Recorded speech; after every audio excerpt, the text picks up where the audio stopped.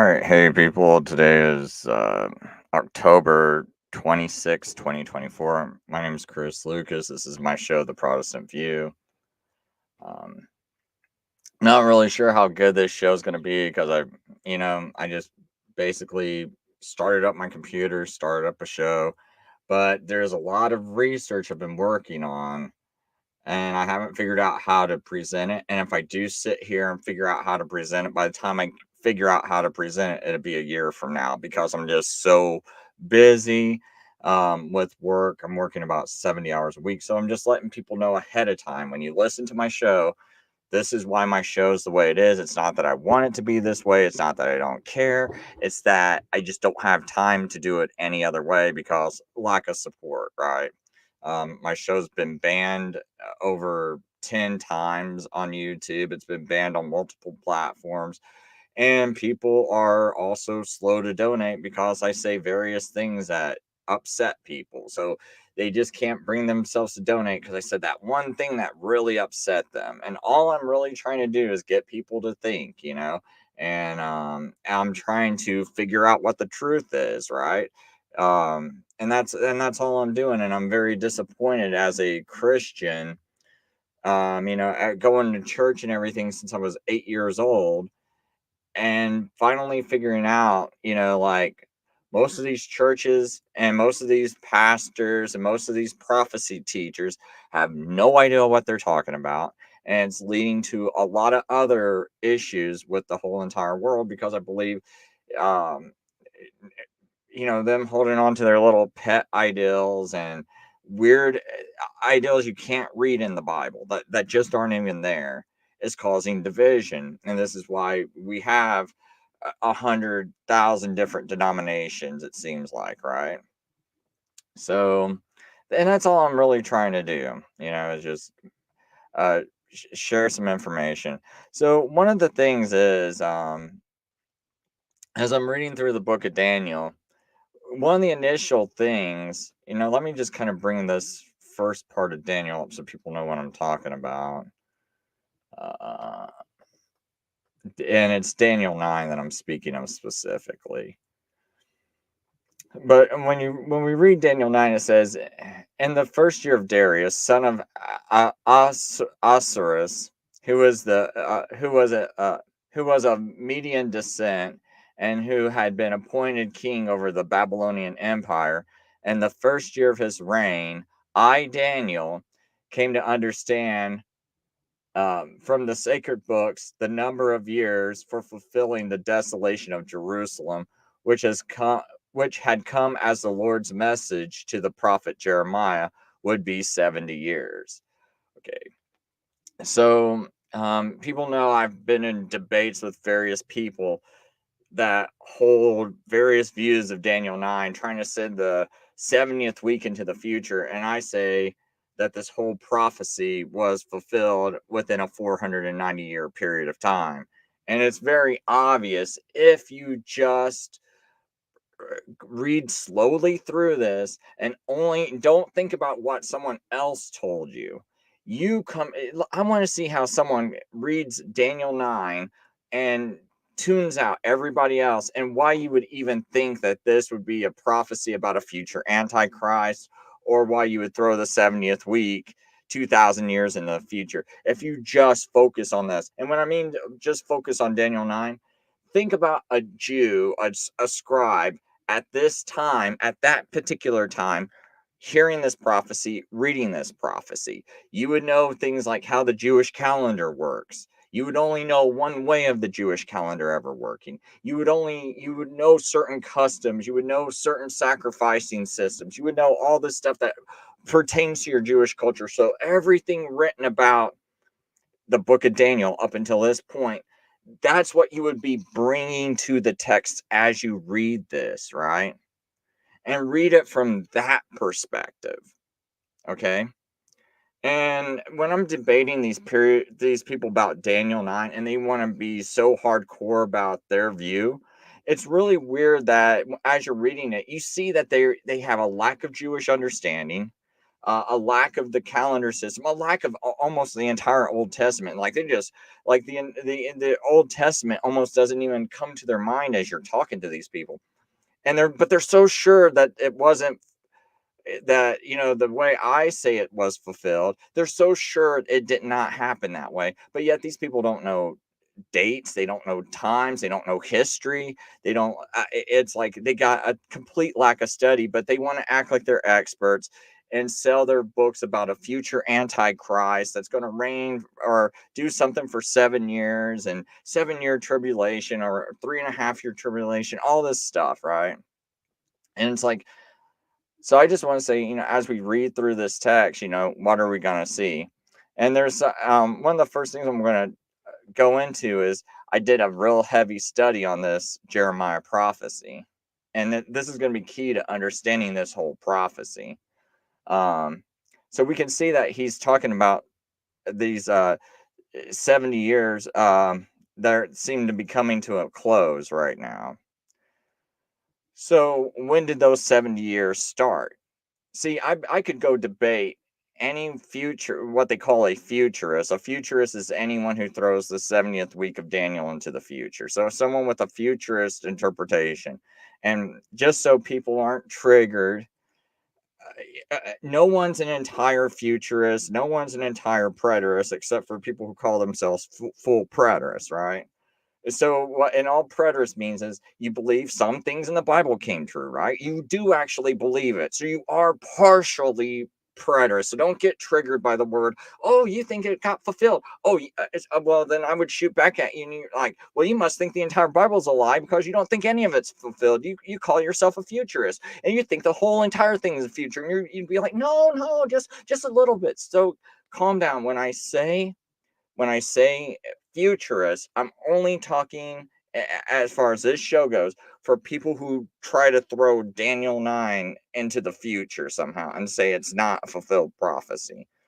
Okay. So that's all so when I use that term, it's just so I don't have to keep explaining something for an hour every time I refer to someone. Okay.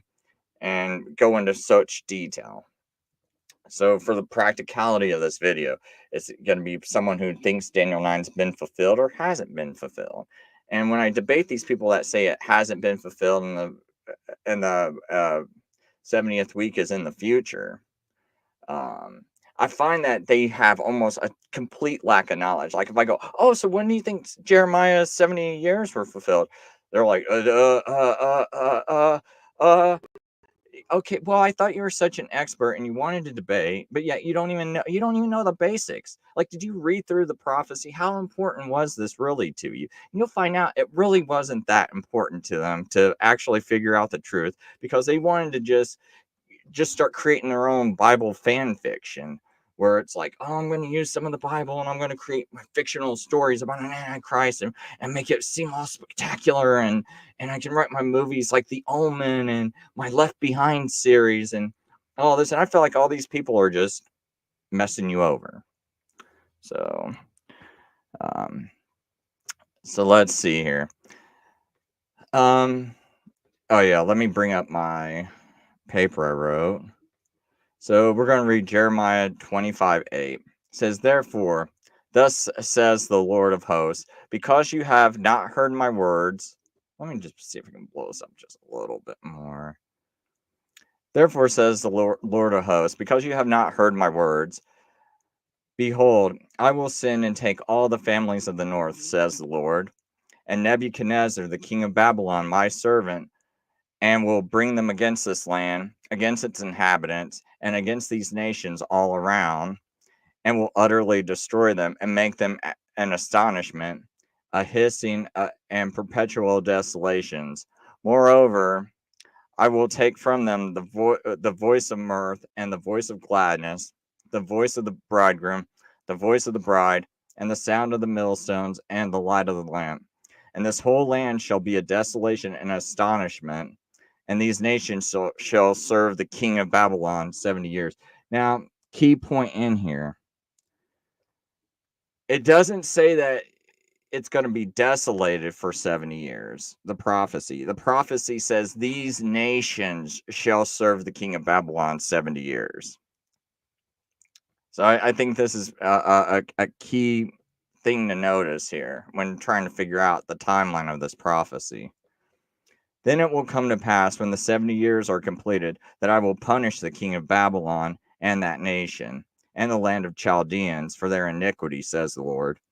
So we know that Cyrus, around the year 538 BC,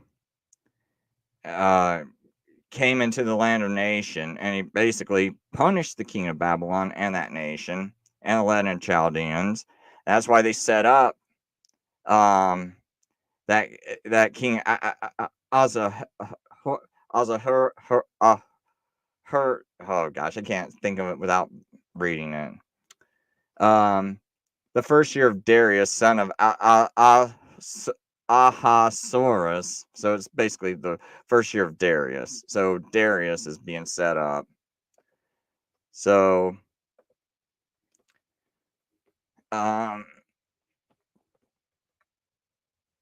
so Darius is now ruling this land of the Chaldeans. So obviously, there has to be some event that happened 70 years before this, at least. And so that's all I can figure out. 70 years, maybe before 538 or 537 BC, somewhere around there, maybe 539. And I will make it a perpetual desolation. So I will bring on that land all my words which I have pronounced against it, all that is written in this book, which Jeremiah has prophesied concerning the nations. For the nations and great kings shall be served by them also, and I will repay them according to their deeds and according to the works of their own hands. So I say, I take this to mean that the timeline of this prophecy already started around October of 609 BC, when Jerusalem lost political independence and foreign nations like Egypt appointed their king. This signified that they no longer ruled their own land. So it said earlier in Jeremiah 25, it says, the word that came to Jeremiah concerning all the people of Judah in the 4th year of Jehoiakim, the son of Hosea, king of Judah, which was the 1st year of Nebuchadnezzar, king of Babylon, which Jeremiah the prophet spoke to all the people of Judah and to all the inhabitants of Jerusalem, saying, from the 13th year of Hosea, the son of Ammon, king of Judah, even to this day, this is the 23rd year in which the word of the Lord has come to me, and I have spoken to you, rising early, speaking, but you have not listened. So the 4th year of Jehoiakim corresponds to 605 BC. The 1st year of Nebuchadnezzar, Nebuchadnezzar too became king in 605 BC after his father Nabopolassar. So summary. Jeremiah's ministry started the 13th year of Hosea's reign, so that's around 627 to 626 BC. Because Jews are using a fall to fall calendar, so it's going to start one year and end in the following year. Hosea's death, the 31st year of his reign, is 609 BC. Jeremiah 25, 4th year of Jehoiakim's reign, and 1st year of Nebuchadnezzar's reign, 605 BC. Therefore, I believe 4 years have already occurred, right? So when he's talking about the 4th year, when Jeremiah's talking about the 4th year of Jehoiakim's reign and the 1st year of Nebuchadnezzar's reign, I believe 4 years have already occurred, leaving 6 more years until October 539 BC, when Cyrus conquers Babylon. Then and I cite verse 12. Then it will come to pass when the 70 years are completed that I will punish the king of Babylon and that nation and the land of the Chaldeans for their iniquity, says the Lord. So remember in Jeremiah 25, he said in the 12th verse, it says, then it will come to pass when the 70 years are completed that I will punish the king of Babylon and that nation, the land of Chaldeans. So we know from historical sources, it was around October 12th of 539 BC when Cyrus conquers Babylon. So we have to look for an event around 609. And I say it's the around the death of Hosea, because afterwards we have the Egyptians appointing a king about 3 months later. That puts it right at October when they appoint a king. I think Israel appointed one king after Hosea, and then 3 months later, the Egyptians removed that king and then appointed who they wanted to rule Jerusalem. So at this point, I think you know Israel's no longer ruling over its own people. My notes are not perfect because I haven't reordered them yet, so just letting people know. So Jeremiah 29:10, for thus says the Lord, after 70 years are completed at Babylon, I will visit you and perform my good word toward you and cause you to return to this place. The Hebrew word la can be translated in various ways. So see, it says at Babylon, right? So that's key, because some people, when they read this verse, they're thinking the people have to be at Babylon. Then the 70 years starts to count down, right? And it's because a lot of translations say at Babylon. And so and they're like, well, wait a minute. The first captivity didn't even start until around 605. So we're missing about 3 or 4 years. How did this prophecy ever get fulfilled? Because we know the king got punished after 70 years, but we know that happened in 539. So how can 605 to 539 be 70 years, right? So this is what I'm trying to deal with here.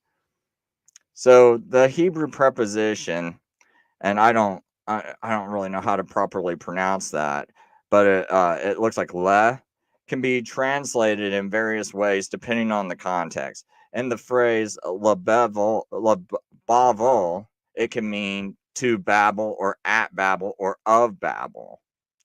The specific meaning often depends on the surrounding text and the intended nuance.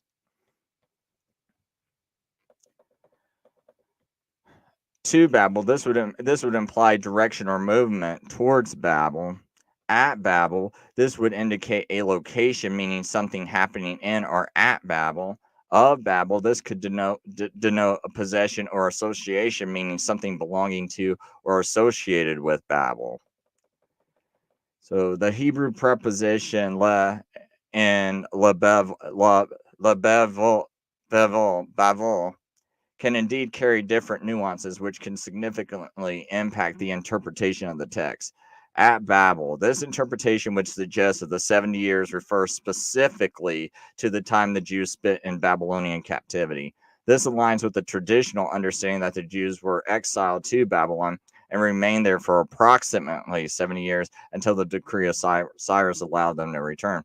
Let's see, we got this word approximately, which I'm trying to get rid of, right? Because they were supposed to be punished for not allowing their land to rest, and they didn't do this for like 490 years, right? And so now they're going to be punished for each year they didn't let the land rest. So that's why it's 70 years. So I think it's very important that it has to add up to 70 years. So of Babel, this could imply a broader period of Babylonian dominance, starting from their rise to power. If we consider the beginning of Babylonian dominance with the fall of Assyria around 609 BC, the 70 years could encompass the entire period of Babylonian supremacy in the region.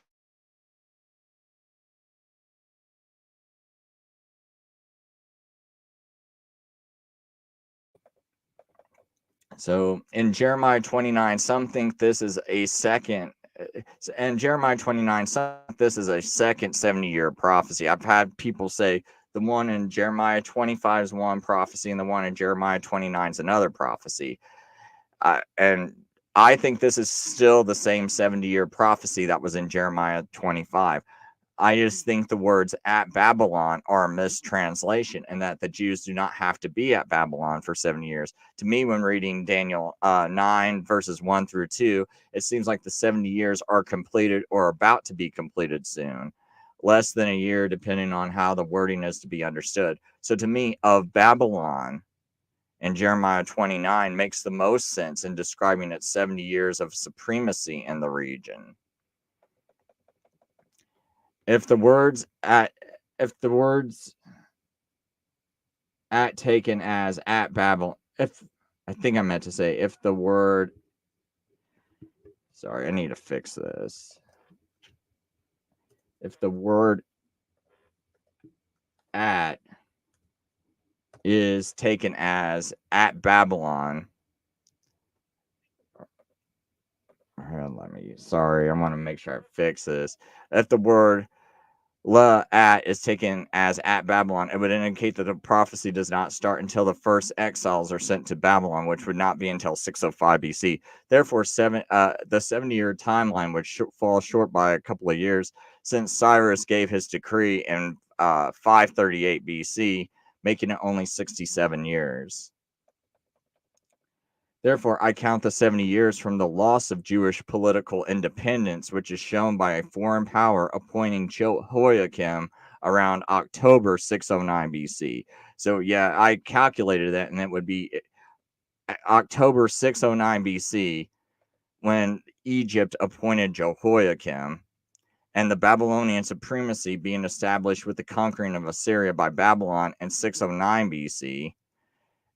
To Cyrus conquering Babylon October 12th, so that's Tishri 16, and 539 BC. So, to me, this makes the most sense because you get 70 years. And look, it just so happens that Jehoiakim gets appointed by Egypt in October 609 BC.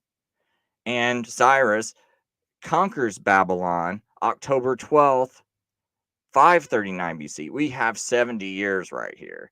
I have not seen a video where anyone has put this forth and used use this way of interpreting Jeremiah. And so if someone disagrees, I like to see the disagreement or why you would push back on this. But what sparked this was someone said they don't believe Jeremiah's prophecy ever got fulfilled. And so that's why I even bothered doing this recently, was because I was trying to show someone that, no, there's a logical way of accounting for everything, where you also get your 70 years. And I had no idea that Jehoiakim, before I started doing this study a couple of weeks ago, had no idea that Jehoiakim was actually appointed on October of 609 BC. So, and when I saw that, I was like, okay, to me, that makes sense. You also had that Babylon conquering Assyria shortly before then, so it's establishing Babylonian dominance in the region. So I think it's Babylonian dominance in that whole entire region for 70 years, which the Jews are also under. And they lost political power, right? They didn't even get to appoint their own king. Egypt appointed it. So they're losing their ability to govern themselves, it looks like, from that point in October until Cyrus conquers Babylon. So let's see here. Jeremiah's prophetic ministry and King Hoseiah's reign. Jeremiah's prophetic ministry start. Jeremiah began his prophetic ministry in the 13th year of King Hoseiah's reign. Jeremiah 1, chapter 1, verse 2. Hosea began his reign around 640 to 641 BC. So the 13th year would be 627 to 626 BC. King Hoseiah's death. The year of death, King Hoseiah died in the 31st year of his reign, which corresponds to 609 BC. Jeremiah 25, and the 4th year of King Jehoiakim. So in Jeremiah 25:1 verse, the word came to Jeremiah concerning all the people of Judah in the 4th year of Jehoiakim, son of Hosea, king of Judah, which was the 1st year of Nebuchadnezzar, king of Babylon. Key points: 4th year of Jehoiakim corresponds to 605 BC, 1st year of Nebuchadnezzar. Nebuchadnezzar II became king in 605 BC after his after the death of his father, Nabopolassar. Sorry if I'm butchering these names. Summary: Jeremiah's ministry started 13th year of of Hosea's reign, 625 to 626 BC. Hosea's death, 31st year of his reign, 609 BC, which was around, what was it? I think it was like around September, something like that. Or not September. I can't remember. It's like three months before October. That's all I know. Or 3 months before the month of Tishri, something like that. I thought I wrote that note down, but I didn't write it down. So sorry about that. Or maybe I did. Let's see here. Death of the King Hosea. King Hosea died June or July 609 BC during the Battle of Megiddo. So it's probably late June or early July, I'm thinking. During the Battle of Megiddo, significance of Josiah's death. King Hosea's death was highly significant for the Jewish people for several reasons. End of reforms. Josiah was known for his religious reforms, which included the restoration of the temple and the reestablishment of the covenant with God. 2 Kings 22 through 23. Impact: his death marked the end of these reforms, leading to a rapid return to idolatry and moral decline in Judah. Political instability event: after Hosea's death, his son Jehoahaz, I'm sorry if I'm butchering that name, briefly became king, but was quickly disposed by Pharaoh Necho II. Necho installed Jehoiakim, another son of Josiah, as king. Impact: this led to increased Egyptian influence over Judah and later Babylonian dominance, contributing to the eventual Babylonian exile. Mourning and lamentation event: the death of Josiah was deeply mourned by the people of Judah. The prophet Jeremiah composed laments for Josiah, reflecting the profound sense of loss. Second Chronicles 35 through Second Chronicles 30, chapter 35, verse 25. Impact: his death was seen as a turning point, leading to a period of decline and eventual destruction of Jerusalem and the temple. So that's why I put so much emphasis on Josiah's death. So the month and year he died was 609 BC in June or July. Significance: marked the end of religious reforms, led to political instability, and was deeply mourned by the Jewish people. In 609 BC, several significant events occurred that shaped the political landscape in the Near East. Battle of Megiddo was in June or July of 609. Pharaoh Necho II of Egypt defeated King Hosea of Judah, who was killed in the battle. This led to Egyptian dominance over Judah for a brief period, marked the end of Josiah's reforms, increased influence in Judah. The capture of Haran was in 609 BC. The event: Babylonians allied with the Medes captured the city of Haran, which was one of the last strongholds of the Assyrian Empire. Significance: this event marked the end of the Assyrian Empire as a significant power. So this event was marking the beginning of Babylonian dominance, and Babylon being the power in that region, right? So I think that's why 609 is pretty significant. That's why when I first started this, I pointed out that, these nations will serve the king of Babylon, and that's why I say 609 is real significant, because this is showing that the nations are starting to serve Babylon right around this date, all right? Egyptian Assyrian alliance event: Pharaoh Necho II marched to the aid of the Assyrian king Ashur-uballit II, who was trying to reclaim Haran from the Babylonians and the Medes. Outcome: the attempt to retake Haran failed, and the Assyrian Empire effectively ceased to exist as an independent entity. In 609 BC, under King Nebuchadnezzar, the Neo-Babylonian Empire was in the process of consolidating its power and expanding its influence. Nebuchadnezzar successfully rebelled against the Neo-Assyrian Empire and was working to establish Babylonian dominance in the region. Here are some key regions and nations that were under Babylonian influence or control during this period.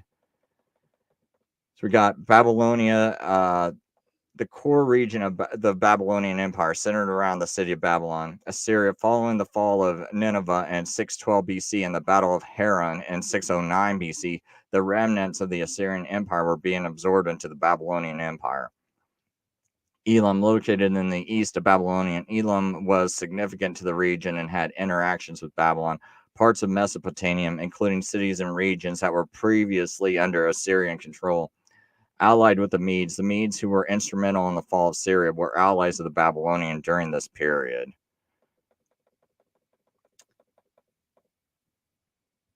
In 609 BC, Nebuchadnezzar II was not yet king of Babylon. His father, Nebuchadnezzar, was the reigning monarch.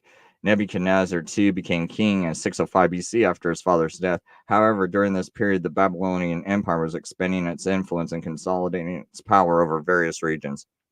One more point about this is it's not just the king of Babylon, Nebuchadnezzar, too, that is tied to the 70 years. It's just Babylonian control, period, because it says serve the nation of Babylon. It doesn't say serve the king of Babylon, or says serve the King Nebuchadnezzar for 70 years, right?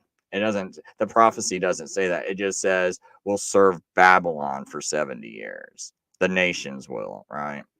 So that way, because we know if it was only about serving Nebuchadnezzar for 70 years, then the prophecy fails because the Jews were out of captivity by 635. They were out of captivity by 639, and Cyrus had already defeated Nebuchadnezzar. So you can't use the reign of Nebuchadnezzar and saying that 70 he's got to reign for 70 years or it's a failed prophecy.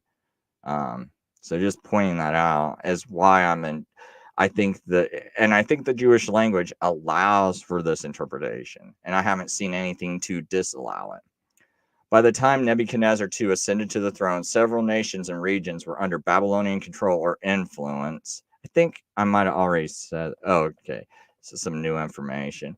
Sorry, I'm just like, what I did was I copied and pasted a bunch of notes as I'm making them all into one thing, and this is over several days. So if I accidentally read a few things the second time, I'm sorry. This is just the way I just had to throw this down and get this out here,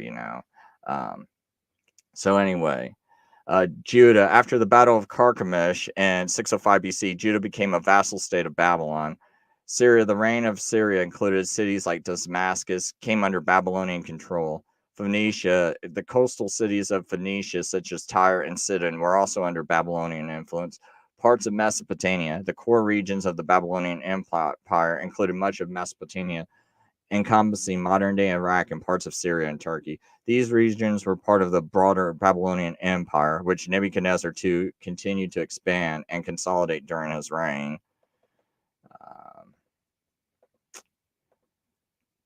I think I've done one over this. I think I can skip this part. Well, there's a little bit more information. So 605 would be the first deportation to Babylon. Nebuchadnezzar II deports some of the Jewish elite, including Daniel, to Babylon. So that started in 605. Significance begins the period of Babylonian exile for the Jews. 597 BC, second deportation to Babylon. Event after a rebellion, Nebuchadnezzar deports King Jehoiachin and many others to Babylon. Significance further solidifies Babylonian control over Judah. 586, the destruction of Jerusalem and the temple. But one thing I want you to notice is if we take any of these dates, they don't match up to the prophecy. Because in there, this date right here would be the closest to it, but that takes you to 535 BC, and they were no longer under the Babylonian king. So and they were no longer serving Babylon. Cyrus was ruling the region at 539 BC. And some try to take, 597 to, what is it? 5. So you can't even do the second deportation to Babylon either, because that matches nothing. And some people try to say 586 BC, when the destruction of Jerusalem and the temple occurred. But if you go 586 BC, which was around August, and you go all the way to when the temple got reconstructed, which was 516, you get about 70 years. But that doesn't match up to the wording of the prophecy, because the Jews were not serving Babylon, in 517 BC or 520 BC or 528 BC, right? They were not serving from 539 to 516. They were not serving Babylon anymore. So that's why I can't use the date of this destruction of the Jerusalem and the temple. I don't think you can use that for the 70 years.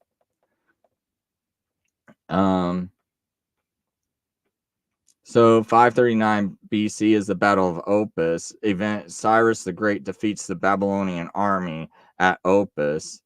Significance: weakens the Babylonian defenses, paving the way for the fall of Babylon. And then 539 BC, the conquest of Babylon.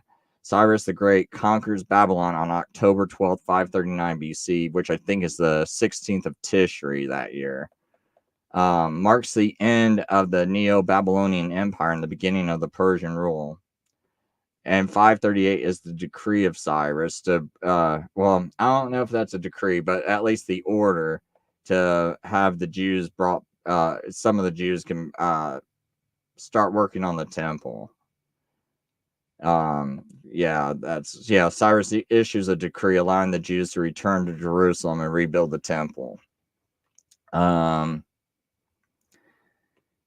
And this marks the end of the Babylonian exile and the return to Judah. So,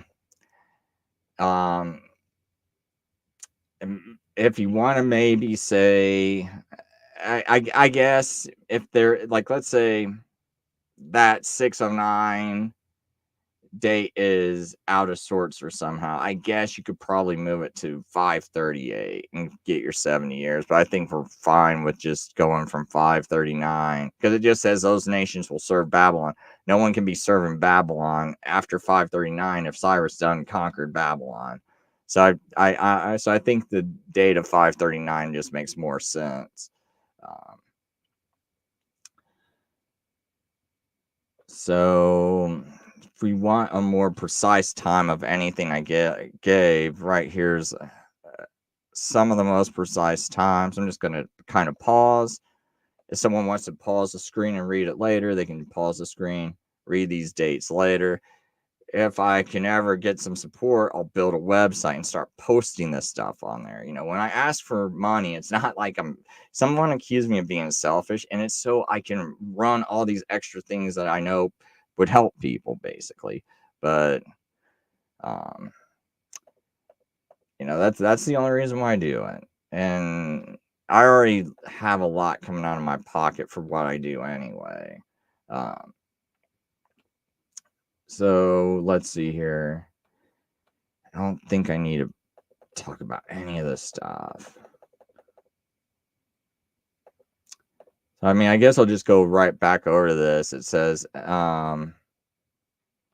so if we take away this at part right here where it says at Babylon and just reread this Jeremiah 29:10, for thus says the Lord, after 70 years are completed of Babylon. So I think it should be of Babylon and not at Babylon.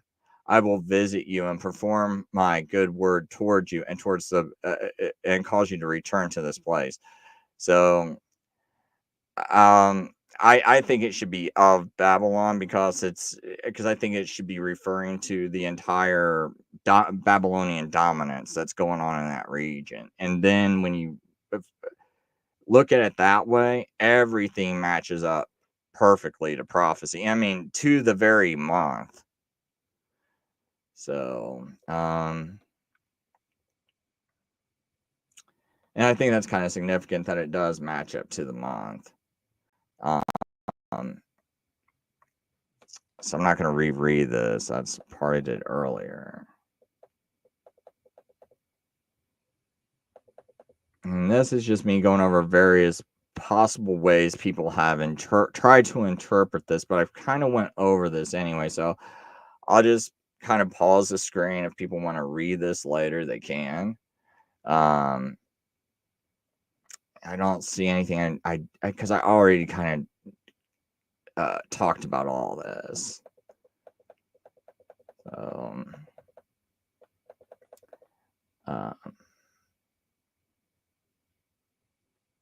I guess I can just read this. This would be my summary. My way of interpreting the 70 years. Death of Osiah, summer of 609 BC, likely around June or July. The deposition of Jehoahaz and the appointment of Jehoiakim 3 months later around Tishri, September, October in the biblical calendar. So right after Josiah gets killed, Jehoahaz gets appointed for about and then 3 months later, around Tishri, September, October in the biblical calendar, then Jehoiakim gets appointed. If I'm understanding all that, the timeline in the Bible correctly, and that would put it right at October.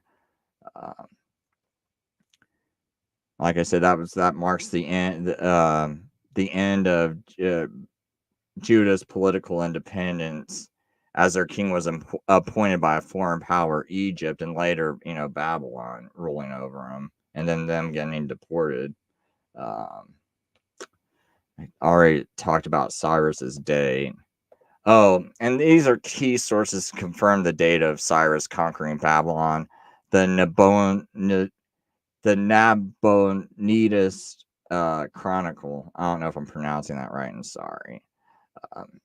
This ancient Babylonian text records the events of the reigns of Nabonidus, the last king of Babylon, including the fall of Babylon to Cyrus. It specifies the date of the city's capture as the 16th day of the month of Tishri in the Babylonian calendar, which corresponds to October 12th, 539 BC. The Cyrus cylinder, this artifact created by Cyrus after his conquest, describes his capture of Babylon and his policies towards the conquered people. While it does not provide a specific date, it corroborates the events described in the Nabonidus Chronicle. And then there's astronomical diaries. Babylonian astronomical records also support the timeline of Cyrus's. Oops. Sorry, I don't know why it jumped around like that.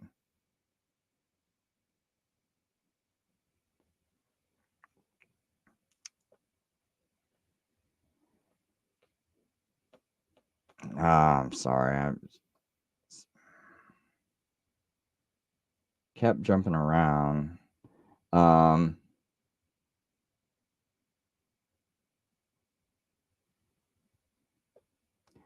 Anyway, well, astronomical diaries. Babylonian astronomical records also support the timeline of Cyrus's conquest, providing additional confirmation date.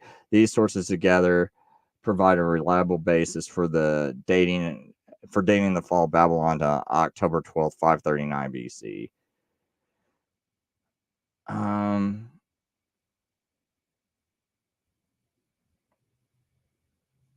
Okay, I think that's it. I'm just making sure I have these extra notes. I'm making sure these extra notes don't say anything. Oh, I wish this thing would stop jumping around.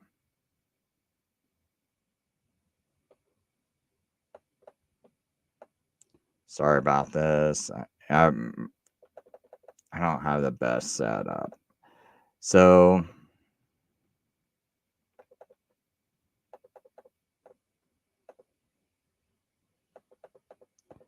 I'll just kind of pause the screen a little bit and let people see this. In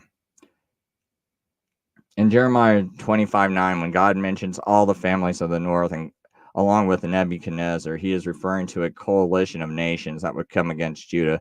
This phrase primarily points to the Babylonian Empire, which was situated north of Judah and included various people and regions under its control. The nations of the north likely include Babylonians, Medes, Elamites, other smaller kingdoms and tribes. And that's it. So that's it for that. So I thought I would share that because I don't think people have ever explained how Jeremiah's 70 years were fulfilled. Definitely not futurists. They really don't seem very concerned at all about the prophecy being fulfilled.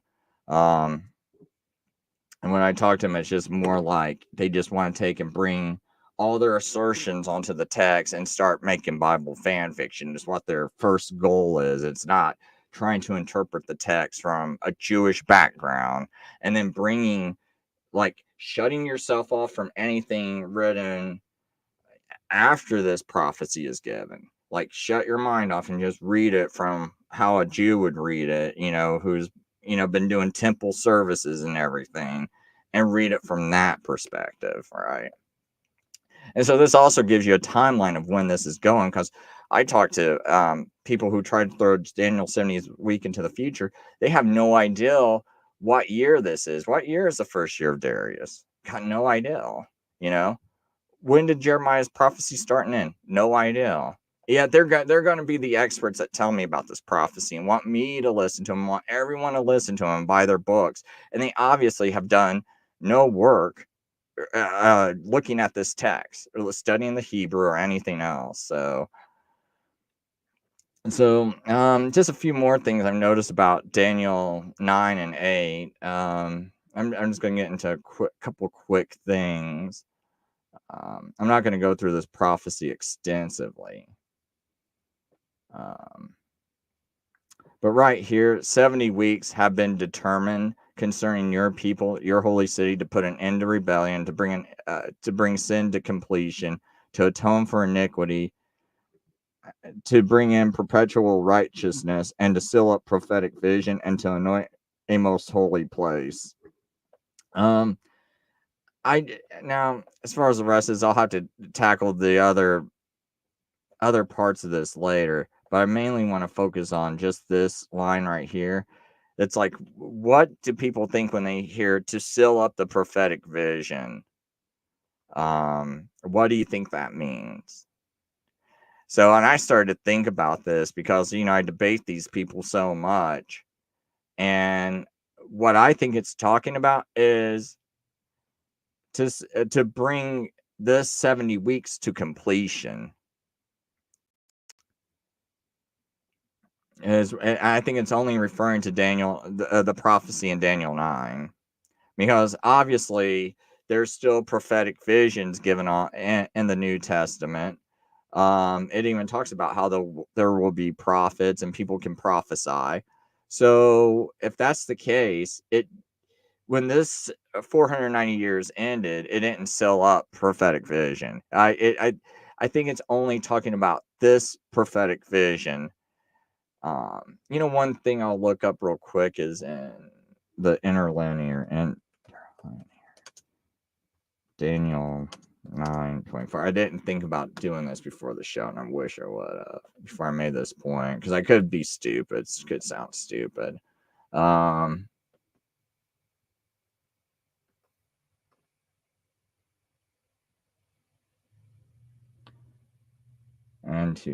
Okay, so I don't see anything in here. All right, I was just kind of seeing if there was like something like definite articles or something like that that would have thrown off my interpretation. So I think it's only referring to this vision here, because it says, therefore consider the message and understand the vision.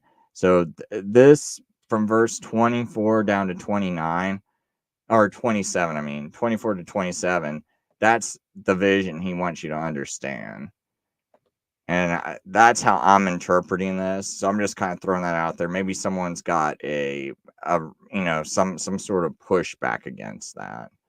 But that's how I would interpret so far this seal up the prophetic vision.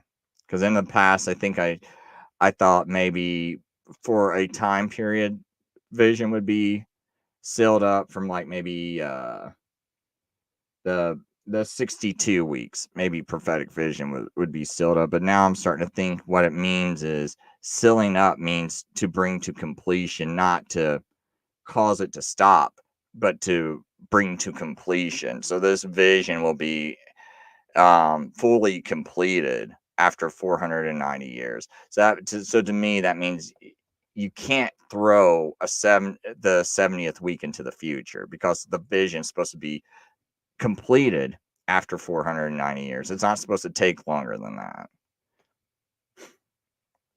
And if someone ever says, "Well, why did they break it up into 7 weeks, 62 weeks, and uh, and then 1 week at the end?"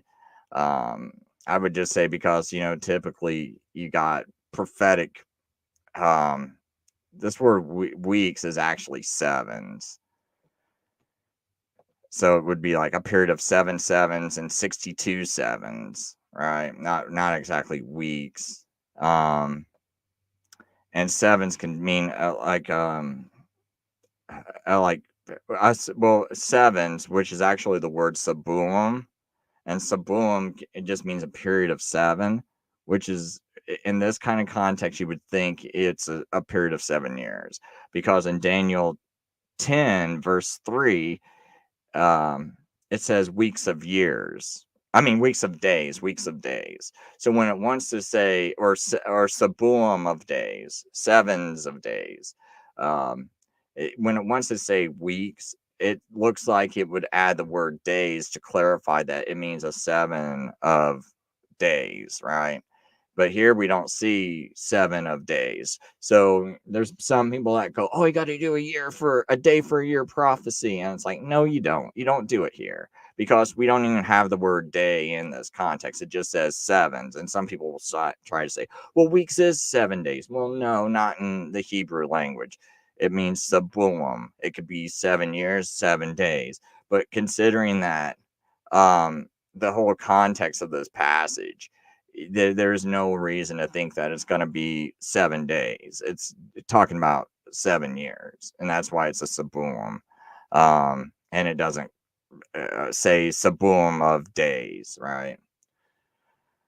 And just read Daniel 10:3 if you don't believe me. Actually, you know what? I'll just go ahead and bring it up, because it just take a second and people will sit there and doubt. Daniel 10:3. I think it's Daniel 10:3.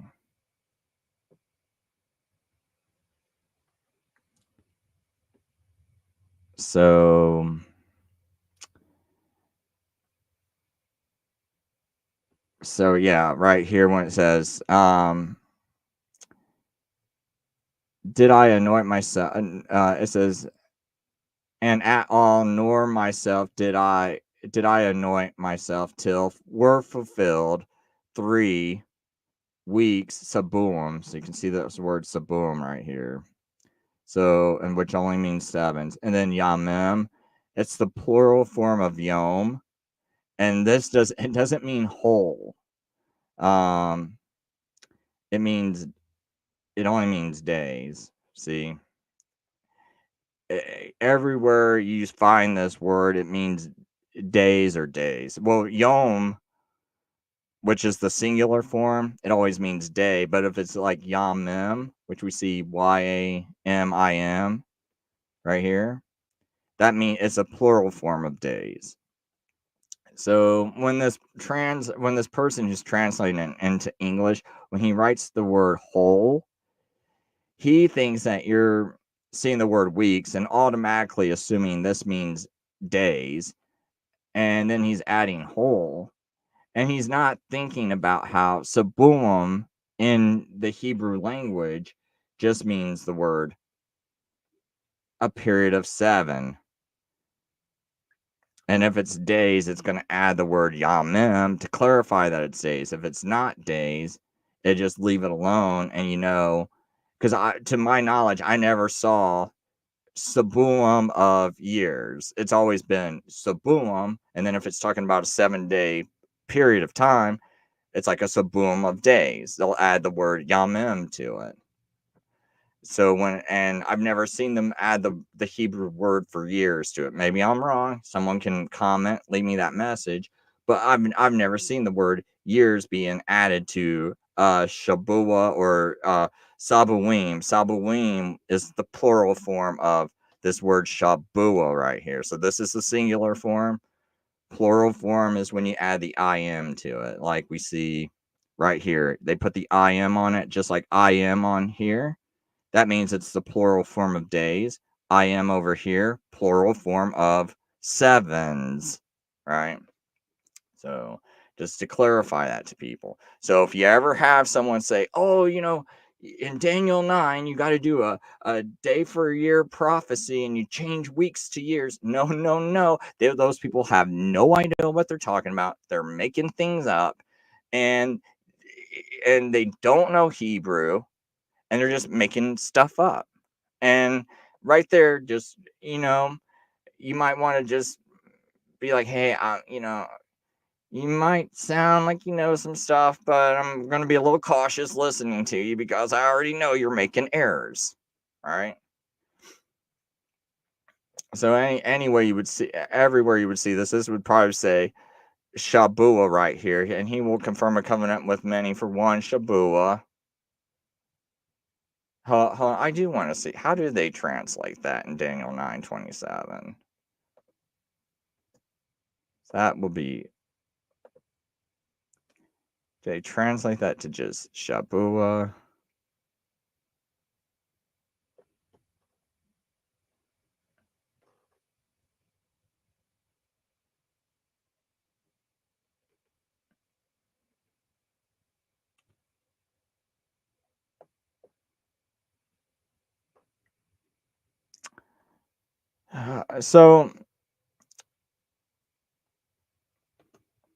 But here's the thing about this. Someone would be like, well, Chris, if I'm wrong about this, and this means a literal week and not the 7-year period, then Jesus definitely had to be crucified on a Wednesday, because it says, and he will make a covenant with many for 1 week. But we know Jesus's ministry didn't last for just 7 days, right? So we know this is a 7-year period of time. Shabua. But in the middle of the week, he shall bring an end to sacrifice and offering. And most people believe Jesus had a ministry that lasted somewhere between 2.5 to 3.5 years, depending on, how you count the Passovers and other things. And even though someone might make the argument, I would also make the argument that we might not know whether or not every single Passover was recorded in the Bible. Just like, not every single Feast of Tabernacles was recorded. Not every single Pentecost was recorded in the Bible. Or what's it called? Feast of Shavuot, right? And not every single feast was recorded. So not every single event was recorded. So even if someone could say, Chris, look, rock solid proof, in the Gospels, there's only like 2 or 3 Passovers recorded, so it can't be 3.5 years. I would still tend to think that maybe not every single Passover got recorded, just like every single Feast of Tabernacles didn't get recorded. Not every single miracle of Jesus got recorded, right? So I'm just kind of throwing that out there because I know some people will also argue, Chris, how can you say it's a 3.5-year ministry? And it's like, well, that's the reason. And if you want to count the dating in John differently. But, I can understand the argument, and you got a fair argument. That's why I say, if you want to say 2.5, whatever, that's my argument for 3.5, a 3.5 year So, and the people who say a 490-day ministry, I don't want to have to take verses out of John in order to make it work. So that's why I kind of reject that. But that's another viewpoint out there if anyone wants to go look into it.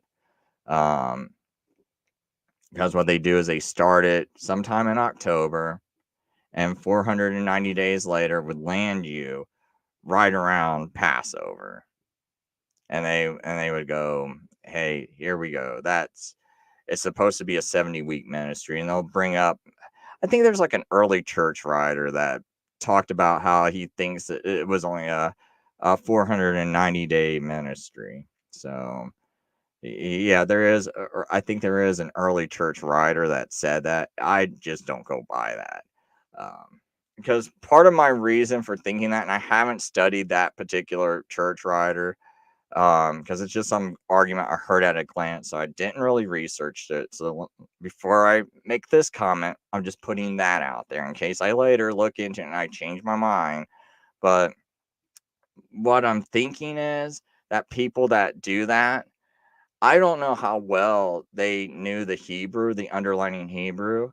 I'm not sure if when they're reading a Greek manuscript, if that word Sabuim is translated into like a Greek word that means week, right? And it conjures up the same thing that if I say, hey, a week ago this happened, and you thinking 7 days ago something happened, right? And I'm actually meaning no, 7 years ago something happened, but you see that word week and you know it only having one meaning. And I wonder if they were looking at a Greek text and therefore they thought the prophecy was fulfilled by Jesus, but they thought when they're reading this, 70 weeks.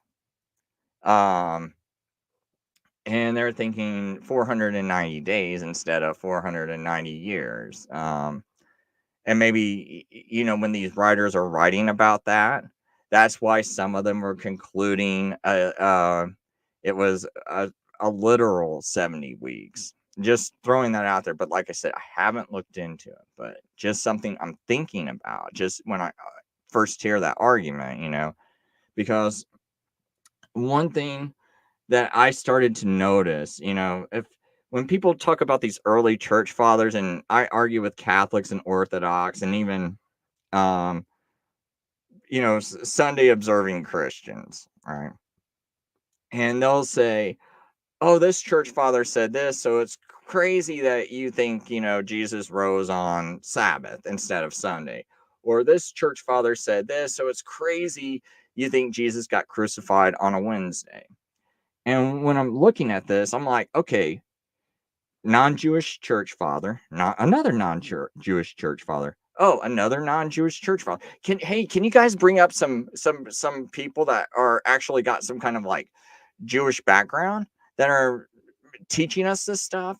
Why is it all nothing but like these like Greek church fathers and stuff, right? Like every single church father is non-Jewish that you're bringing up. You don't know of any Jewish church father that is giving you like that's Christian who is giving you like helping to explain this. You would think that some of them would there would be some Jewish church fathers that were like, oh yeah, it's cool to keep Sunday, or oh yeah, Jesus did get crucified on a Friday. Where are all the Jewish church father writings at? Did you ever think about this? What isn't that kind of like suspicious to you that all we have is Paul, and we see Paul keeping the Passover, we see Paul keeping the Sabbath, we see all this, we don't see any kind of Sunday observance, and then suddenly after Paul and the apostles are dead, we have all these like non-Jewish church writers telling us to keep Sunday, Sabbath, and Easter, and Passover's done away with. It's being replaced by Easter Sunday, which Polycarp rejected. And most people say Polycarp learned directly from John the Apostle.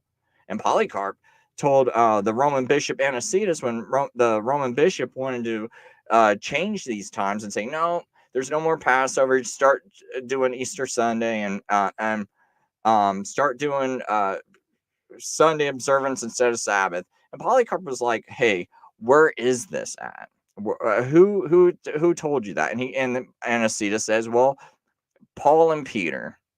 And Polycarp wanted to see proof of this, which Anicetus never could provide proof, right? So but we see the things that Polycarp did. We can see in the Bible that, Paul's observing Passover, Polycarp's observing Passover, right? The quarter deciman controversy. That's because there was a large group of people that were still doing things just like the apostles were doing. But okay, so let's go read their writings. Oh, they're all gone, huh? Because the people got rid of their writings. Were they invited to the Council of Nicaea? How did they vote? Well, we don't see that. We don't see them being invited. We don't see any Jews, any Jewish Christians, or any Jew with a Jew or someone with a Jewish background who's a Christian who is contributing their thoughts to the Council of Nicaea, right? Where are all these people? They're just totally left out of the conversation. They're not invited.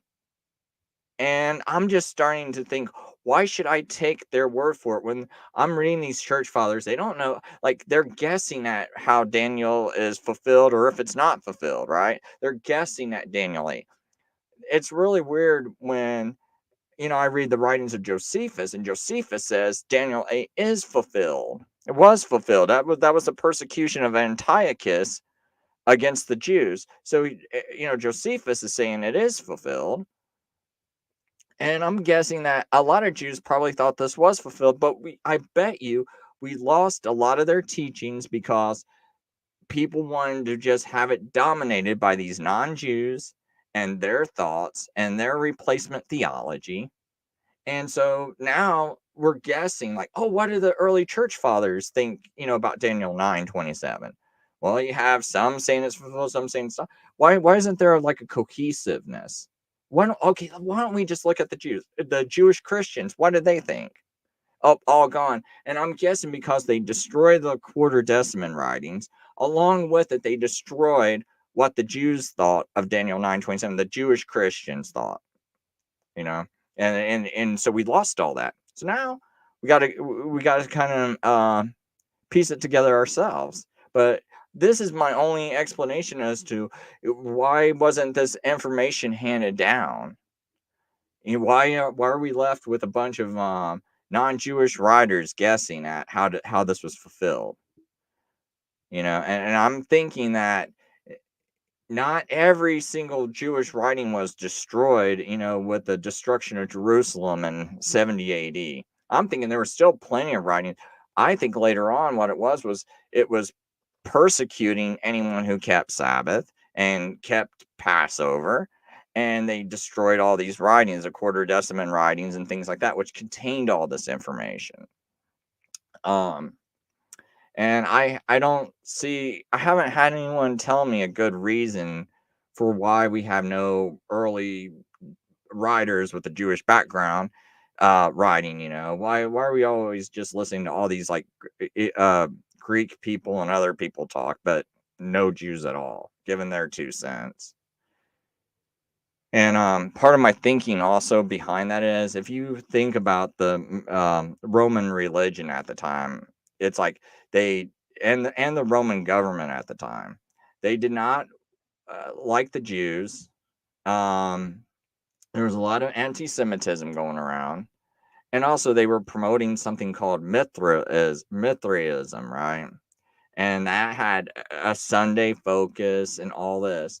So I'm thinking over time, in order to appeal to the Roman government, to not get as persecuted, and plus you're pulling some of these people from some of these Gentiles from this, right? These non-Jews from these other religions into Christianity.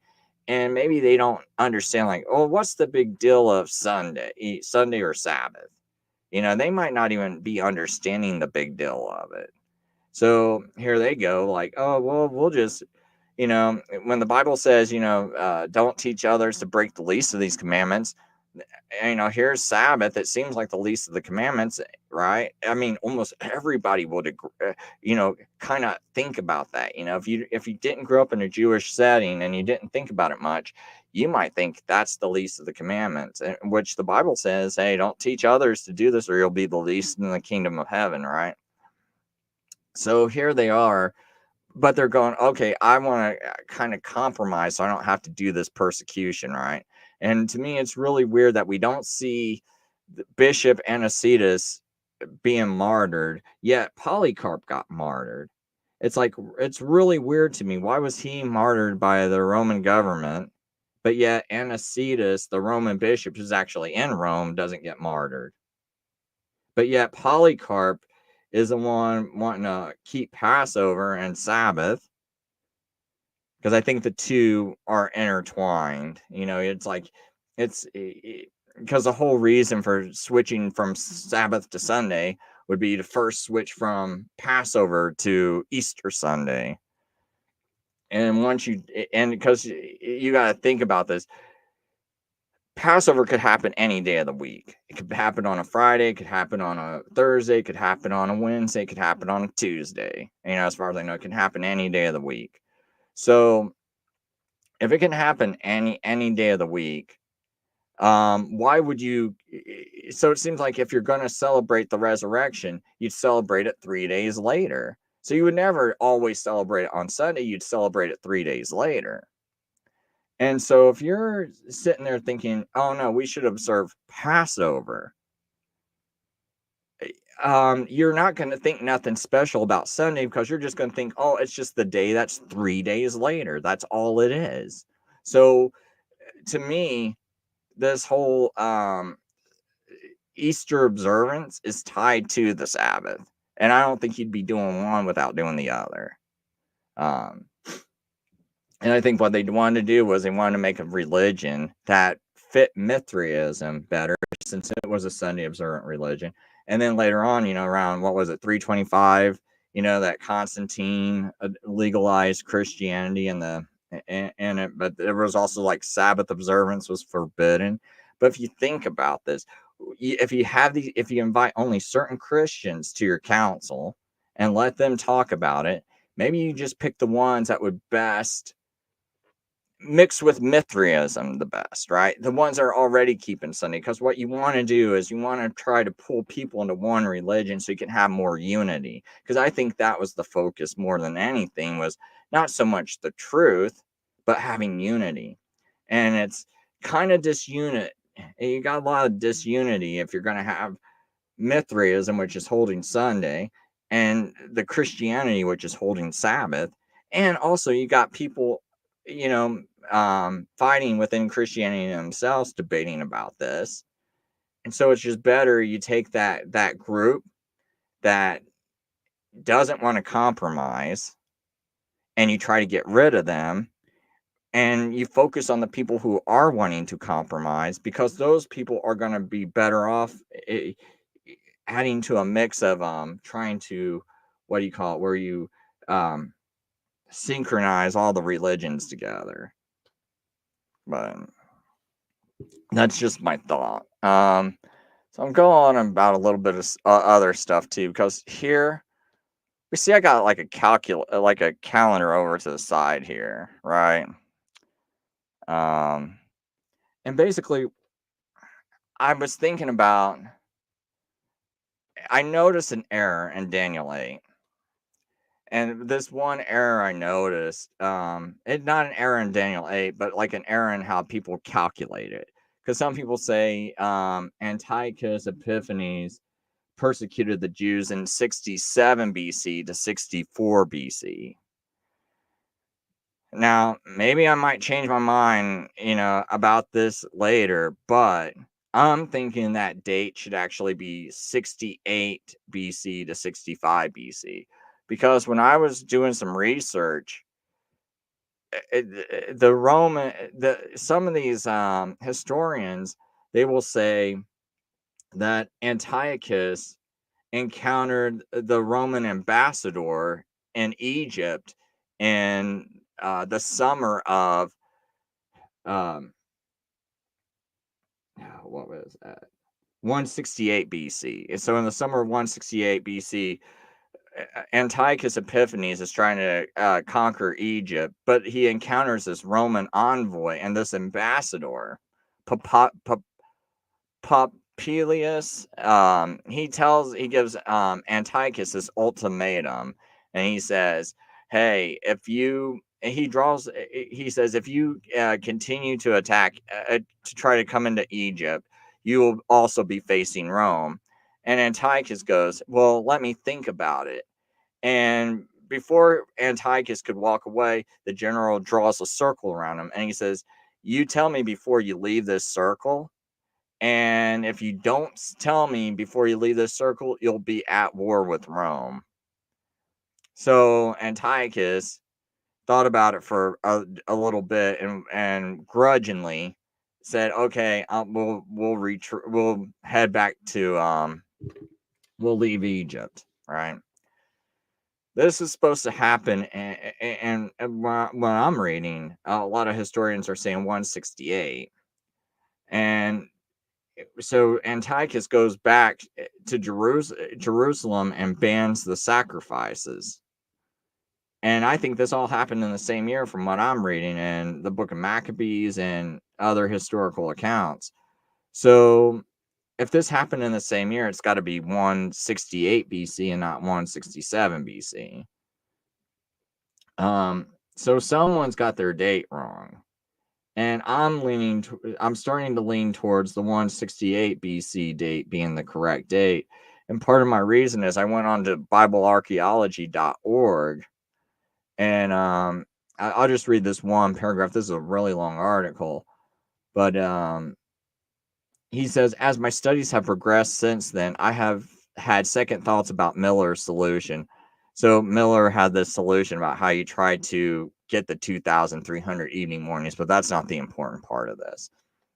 According to Encyclopedia Britannica, Herodotus lived 484 to 420 BC. If the vision of Daniel 8 has to do with the Seleucid king Antiochus IV Epiphanes, as the vast majorities of interpreters hold, then we are dealing with the Seleucid era dates. So this is the important part coming up. The Seleucid era begins in the spring of 311 BC as the Jews reckoned it. The Greeks began their Seleucid era dates 6 months earlier in the fall of 312 BC, over a century after Herodotus' death. So the problem I have with this is that this person's assuming that the Jews are calling the Seleucid era, using Seleucid era years, but yet are using like a Jewish dating, which seems to me confusing. It's almost like, imagine if I say Tishri in the Gregorian year, Tishri 1 in the Gregorian year of 2024 AD. If it would almost be like someone saying, well, the Jews are start since we know Tishri's the 7th month, we know it had to start, it had to start a previous year later or something like that, right? It would just get confusing if I'm saying Gregorian, but someone else is like, oh, well, what he actually means is that it's 2025. But if I said the Gregorian, Tishri 1 of 2024, you like, I don't know why you would assume that it's got to be like, if we're going by some other calendar where you would start to place it in the year 2025. And I feel like that's what they're doing here. And I know that sounds kind of confusing, but that's to me is what it sounds like they're doing is they're trying to say Jews had one way of dating the Seleucid era and the Seleucids had another. And I'm like, or the Greeks had another way of dating it. And I'm like, no, what I think's happening is that you should be dating it just like the Greeks date it.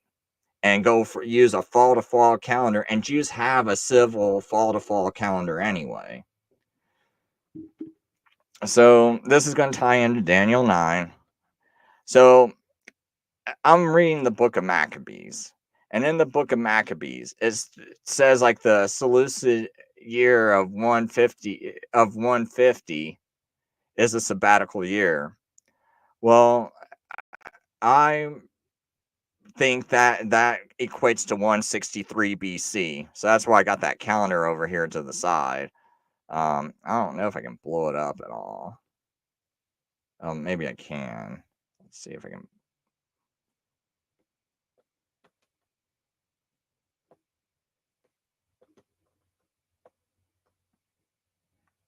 Okay, so I can maybe blow it up like this. I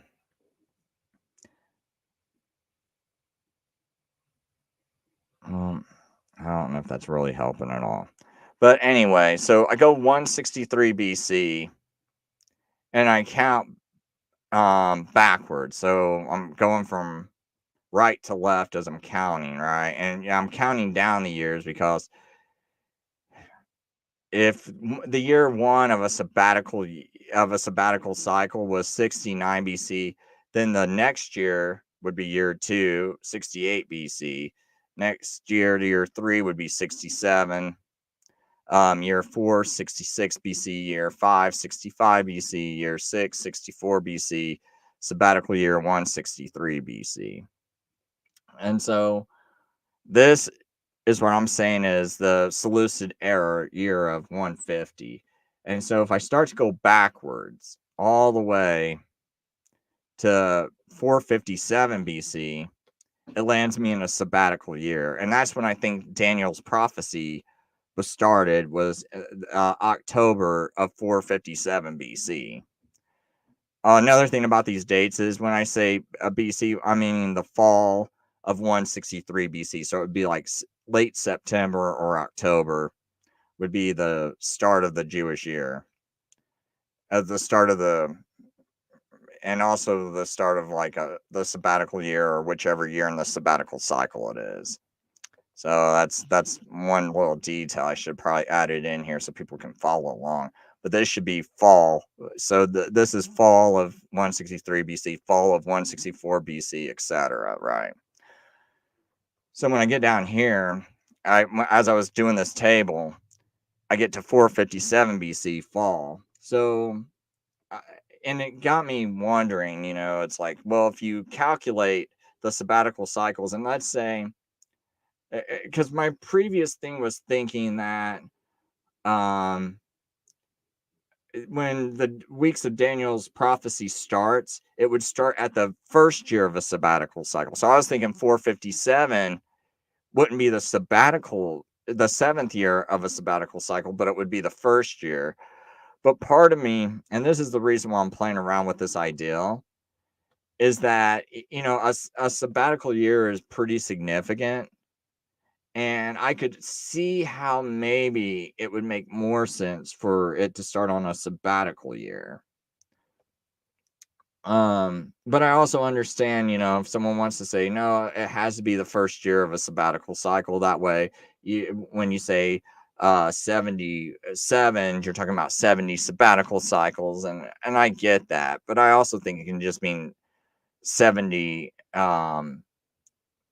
sevens or 70 sets of 7-year periods, right? Might be confusing for people, but I just want to show people something else. So, sabbatical year, if I take and I start making it go up to the AD period, I see that in 27 AD, it would land on a sabbatical year, right? And so, what I was thinking about was how, let's see here.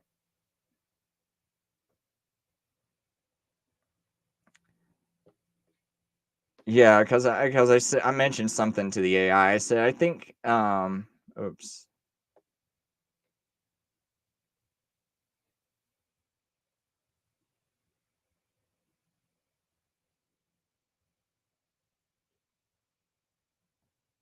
Oh, wait a minute. One more thing I want to show you before I go on is that when we get to 70 AD, it's a sabbatical. I mean, it's the first. Hold on. Yeah, they say Jerusalem was destroyed in a sabbatical year. And I know you see 70 over here and go, oh, wait a minute, Chris. But remember, I'm starting a fall to fall calendar.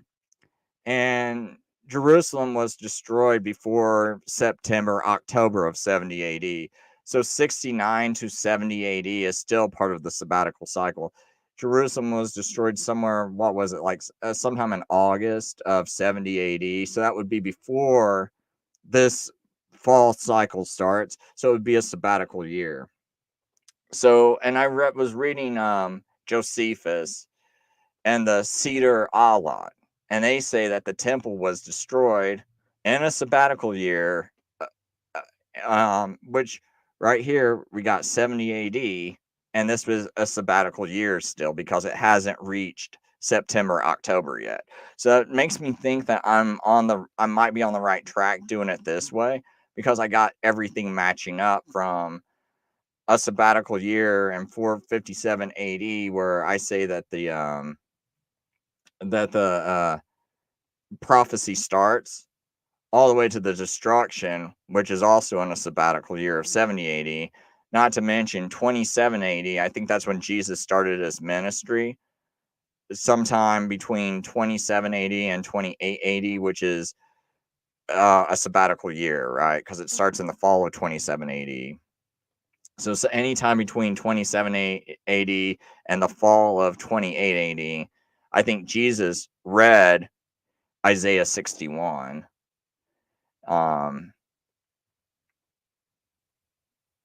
And so now I'm going to get to that point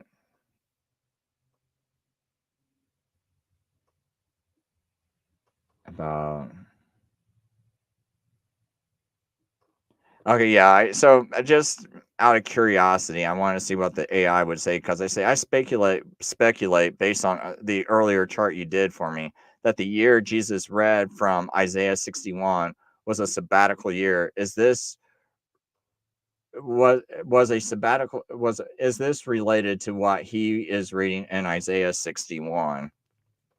And says your speculation is quite insightful. The passage Jesus reads from Isaiah 61 verses 1 through 2, which he declares fulfilled in Luke 4:18 through 21, indeed has strong connections to the concept of a sabbatical year and the Jubilee year.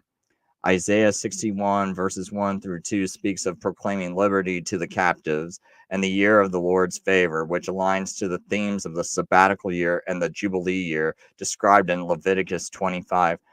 During the sabbatical year, every seventh year, the land was to rest, debts were forgiven, slaves were free. The Jubilee year, occurring every 50th year, was even more significant. Was an even more significant time of the liberation and restoration. When Jesus read this passage, he was announcing the fulfillment of these promises of liberation and restoration, which would have resonated deeply with this audience, especially if it was indeed a sabbatical year. This would underscore the message of freedom and renewal that he was bringing. Now, I haven't studied this super hard. This is just something I thought of, yesterday night as I was doing that chart and trying to figure out the time period of these sabbatical cycles and everything. But to me, it looks like it matches up. And I'm kind of leaning more towards thinking this is right and thinking that and I also want to clear up in the past because in the past I wasn't sure if Antiochus persecuted the Jews in 67 BC or 68 because like I said, on that one website we see these people are saying 67, but that just does not jive with me to sound correct because why are you um I don't understand why you would have a Jewish reckoning of a Seleucid year and a different reckoning by the Greeks for the same year. It just sounds so convoluted and confusing, and I think it's just better off if were thinking that this Seleucid era was actually the same exact year as the Greeks. And all you're doing is saying, oh, it's Tishri in this year. Just like I would say Tishri in the Gregorian year of 2024, you would know I was meaning this past October, right? You wouldn't be thinking I'm talking about a Tishri in 2025, which is what I feel like they are doing. So I just kind of wanted to put that out there and straighten people out as far as like dates and everything I'm going by, because to me that just looks like it matches up better.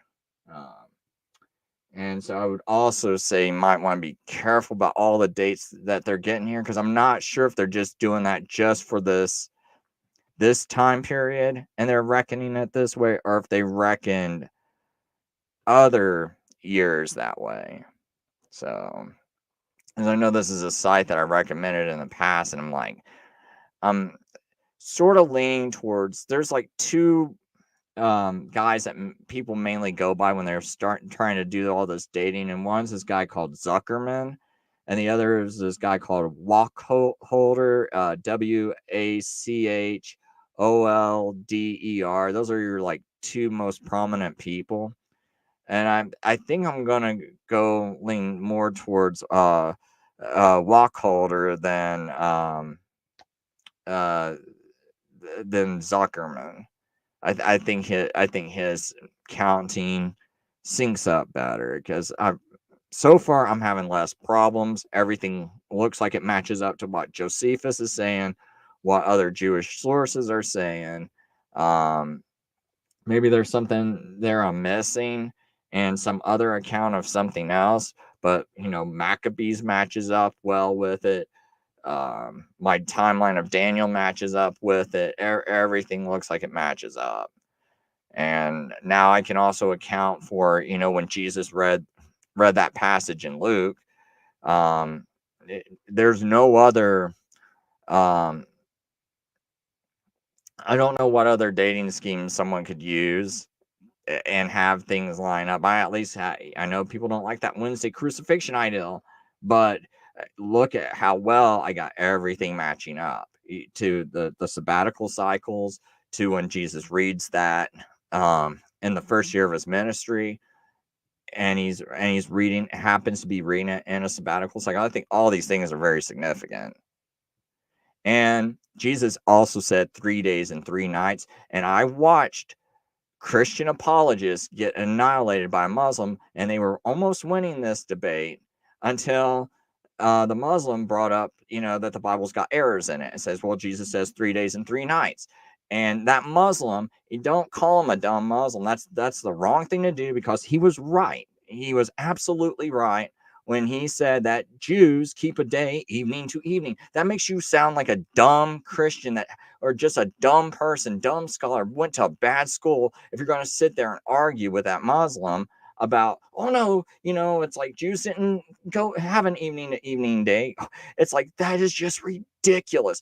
All of the biblical evidence, even secular people, say Jews kept an evening to evening day. This is just like a historic fact that almost anybody with any like honest scholarship is going to say Jews kept an evening to evening day. So when you're arguing with that Muslim and you're saying, no, Jesus did spend 3 days and 3 nights in a grave, and yet you got it going on a Friday, it does not make sense, and it sounds like you don't know what you're talking about.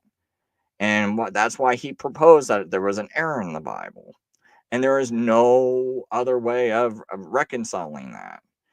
Because there's no Jewish idiom where you can say 3 days and 3 nights means 2 days. There's no Jewish idiom for that. There's no evidence of that. And it's dishonest to even claim it when you cannot bring up one thing. Anytime someone says 3 nights, there's always 3 nights. Whenever someone says 3 days, there's always 3 days. There's not just 2, right? And here's Jesus saying 3 days and 3 nights. So there's got to be 3 of each. You can't have, because if you want to say it can be either or, it's got to say 3 days and nights. it cannot say 3 days and 3 nights. See, it says 3 days, then it's got 3 nights. It's saying 3 of each. If you want to ever make a case that it can mean less than that, all the other places where it's less than that, it doesn't say the word 3 2 times. It just says it one time. It goes 3 days and nights, or 3 days or nights. You'll never find one piece of Jewish literature, and I've searched for hours, for many hours, trying to find one piece of Jewish literature. I've asked about this since I was 8 years old. No one has produced that to me. No one. That's because you're making it up when you say that's a Jewish idiom. Now, it's either a Jewish idiom, I mean, it's either which you can't prove, or there's a mistake in the Bible, or maybe there's another solution, which is a Wednesday crucifixion, which is quite plausible because in John, the book of John, it says, and that Sabbath was a high Sabbath, or that day was a high Sabbath, or that day was a high day. I can't remember the exact thing, which means a high Sabbath, Passover. See, there's more than one type of Sabbath. And as far as I know, a Feast of Tabernacles, or the Day of Atonement, and Passover were called Sabbaths. I'm pretty sure of that. So it's quite possible Wednesday, because I know people get stuck on it. Well, it says it was right before the Sabbath. High Sabbath. It says high Sabbath.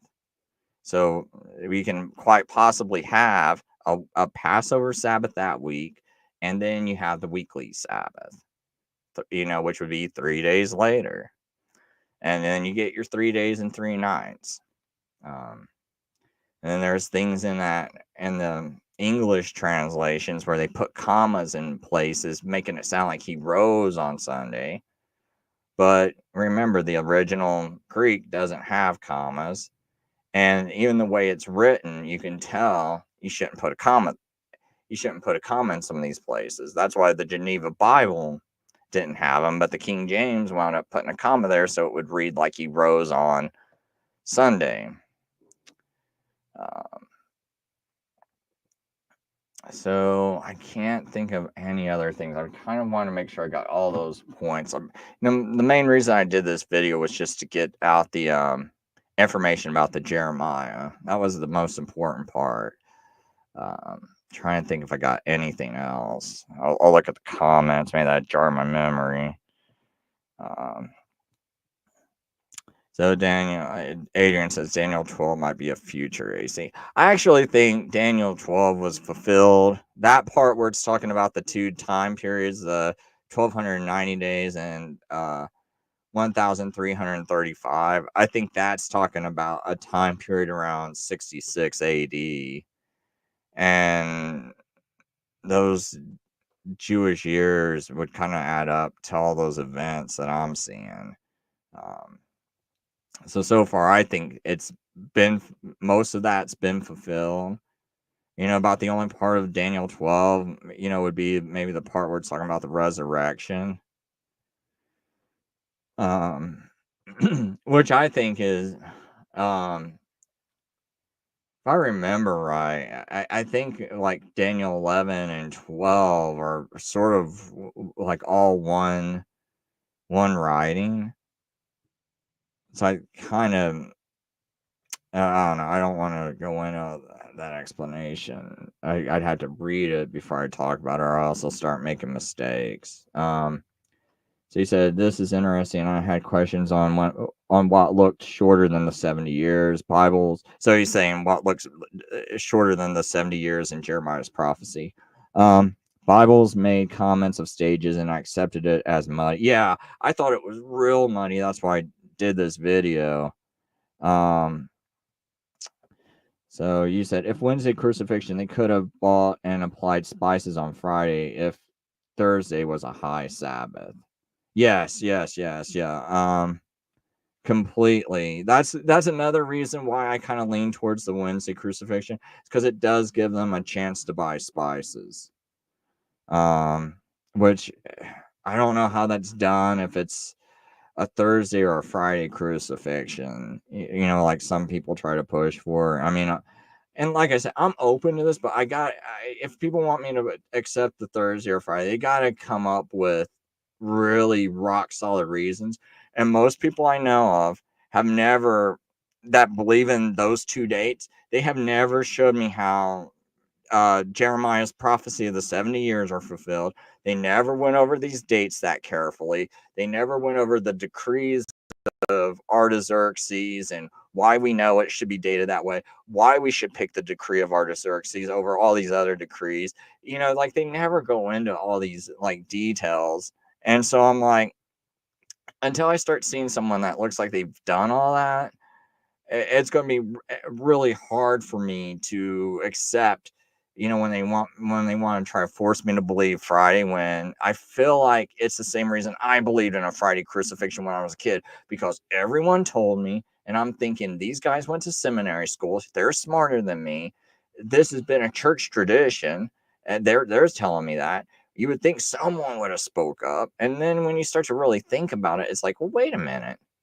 All these church fathers that people are using to confirm their beliefs are all non-Jews. So maybe they're, I mean, I just always think that's kind of weird, I mean, it just kind of occurred to me 2 days ago. I was like, when I'm looking at this, I'm like, wait a minute. We don't see any church fathers the first 200 years with a Jewish background. It's really weird.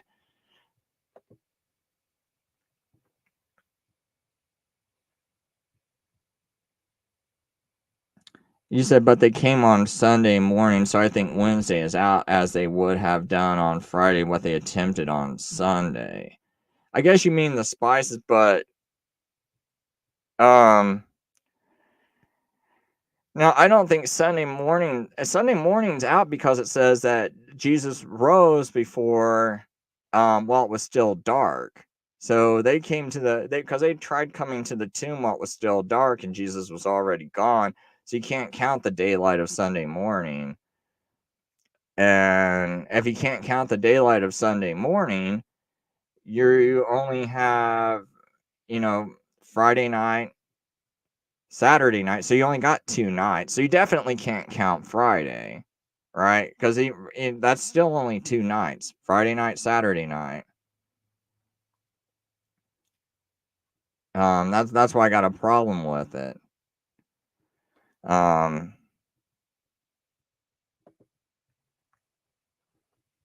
Oh, you say they came with spices on Sunday, not Friday. Yeah, I think they came with spices on Sunday also. I think they bought the spices on Friday and then came Sunday with spices.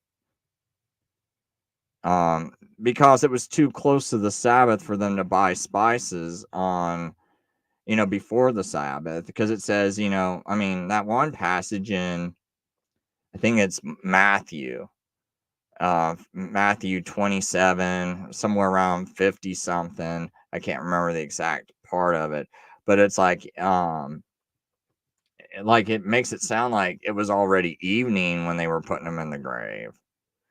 So if it was already evening, then the sun was already down. They couldn't buy spices, so they would have to wait. And I mean, if you just reasonably think about this, I mean, all you have is the Jewish Sabbath day that Jesus was in the grave, basically. And you have, I guess, the start of the first day, which would start at sundown, right? So you have like a day and a half in the grave, basically, at the most.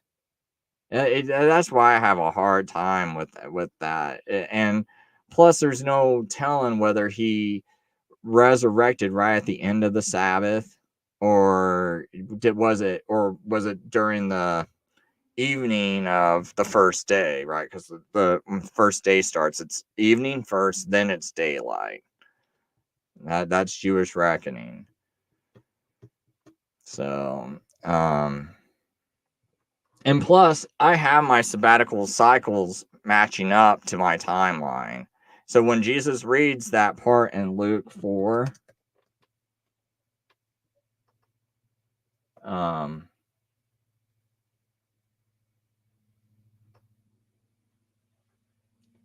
I can't remember what part of Luke 4 it is. Let's see here.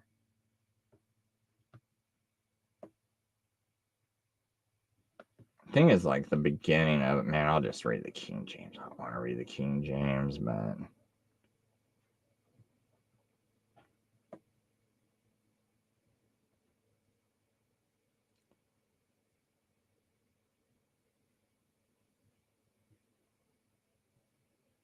I thought it was Luke 4.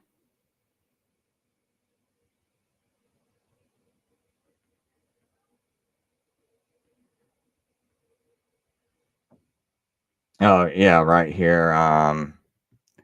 In 18. In Luke 18, the Spirit of the Lord is upon me, because he hath anointed me to preach the gospel to the poor. He has sent me to heal the brokenhearted, to preach deliverance to the captives, and recovering the sight to the blind, and set liberty to them that are bruised, to preach the acceptable year of the Lord.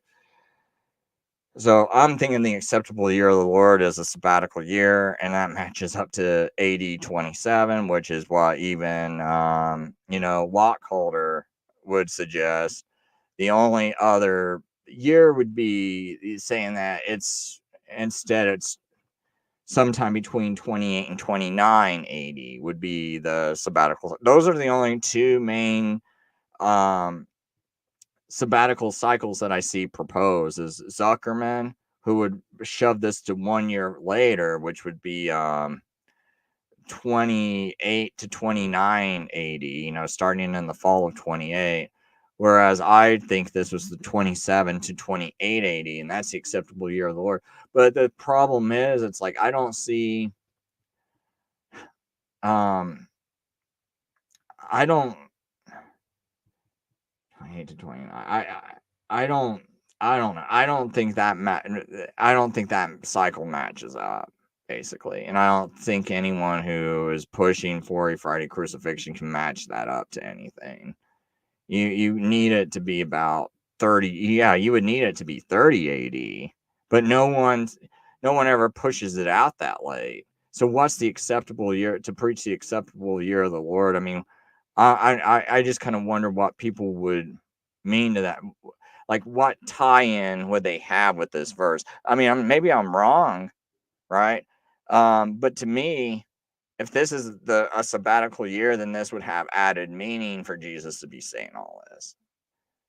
But maybe someone else has, another way of like making this make sense with their 33. You couldn't really even have a 33 AD crucifixion though, because now you don't have the timelines to match up with Daniel's prophecy and those decrees. See, I mean, that's another problem. You want to push for a Friday crucifixion, but now your timelines don't match up. So you could maybe make a Thursday crucifixion match up and try to aim for a 30 AD. And I mean, I guess if you want to say those astronomical tables could be off or somehow, and so you're gonna make it. We got to think most of the people that were even initially pushing for a Friday crucifixion were all saying 33 AD. And it's impossible to have a 33 AD crucifixion with the known data we got. Because I mean, because I've never heard anyone say Jesus's ministry is more than 3.5 years. Because it would have to be 5.5 years, right? I've never heard of a 5.5 year ministry, and the data doesn't allow it. You know, it doesn't allow Artaxerxes' decree to begin 2 years later. There's no way you can fudge the data and maybe get it to go a year later, but then you're making it's causing a lot of havoc. I think it's so hard to defend. Um, Actually, that I think it would be impossible because of the way even that archaeology website, they're trying to set those dates a year later, and I don't see how you can do that. Like, it looks like a mess. Um, So I mean I don't get it, because like I said, how do you say Seleucid error 149 and then or 148 and Tishri 148 Seleucid error, and then now you're actually meaning the following year. It's like, it just like, to even propose that is just kind of like blowing my mind, because I'm like, that it because that's not the Seleucid era. The Seleucid era had one kind of year, just like the Gregorian calendar has one kind of year, and it would almost be like saying, "Oh no, there's actually two Gregorian years."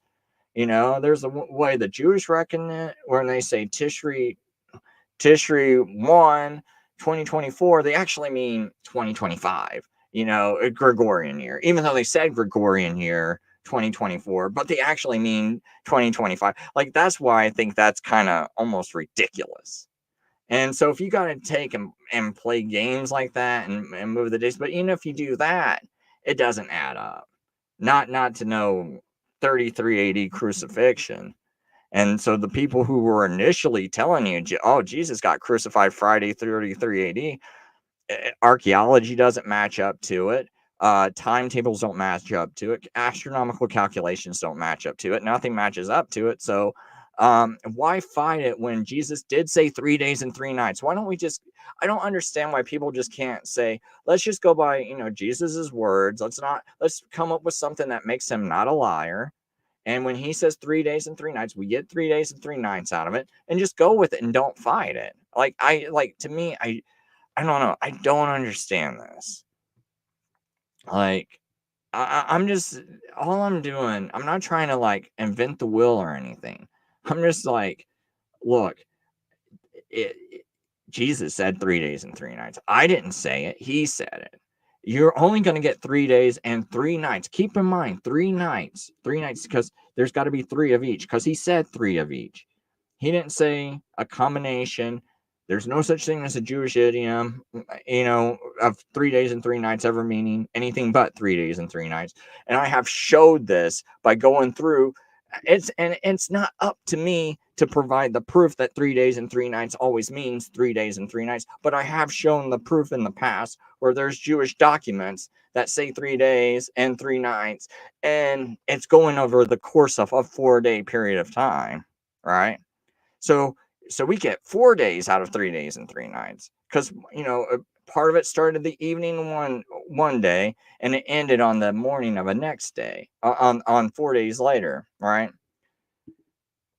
And so it'd be something like right before sundown on, or before sundown Monday. You have your one of your day starts, right? Now it's nighttime, so now Tuesday starts. Daytime, Tuesday. So now you got 2 days and 1 night. Then Wednesday starts. That's the nighttime. So now you got 2 days and 2 nights. Wednesday during the day. Now you got 3 days and 3 nights. And then Thursday during the night. Now you got 3 days and 3 nights. So it's stretched over 4 days. And I showed you Jewish documents. So now, and guess what? During that time period, we see 3 days and 3 nights. So I showed you whenever it says 3 days and 3 nights, it is. It's not a Jewish idiom. Whenever it says it, we always see 3 of both. Now, but it's not even up to me to provide the proof. Those people who keep saying 3 days and 3 nights can mean a day and a half or 2 days. Show me the proof. It's not even up to me. Plain language says 3 days and 3 nights. So you should, just by plain language, I don't need to provide the proof that 3 days and 3 nights always means 3 days and 3 nights. That's not up to me. Plain language says that. If I'm reading a document and it says, and it says so and so said there are 4 cars here, I'm not to believe that there's only 3 there. It says 4. So I'm going to believe it says 4 until someone can say, well, he actually meant 3, but he says 4 to mean 3. Well, you have to show me that. That's up to you. But you have to prove that, because you go, oh, well, that's a Jewish idiom, if he says he saw 4 cars, it actually means 3. Okay, you could claim that Jewish idiom stuff, but I've never seen it, and it's up to you. But if I go and show you, no, well, here's a document where it says, this so and so saw 4 cars, and there was actually 4 cars there. Okay, but that's not up to me. You got to prove the language, and no one's done that. But I have shown, and I think it was in the Mishnah or whatever. I'd have to go dig up this document. But I showed every time 3 days and 3 nights is mentioned, there is actually 3 days and 3 nights. Now,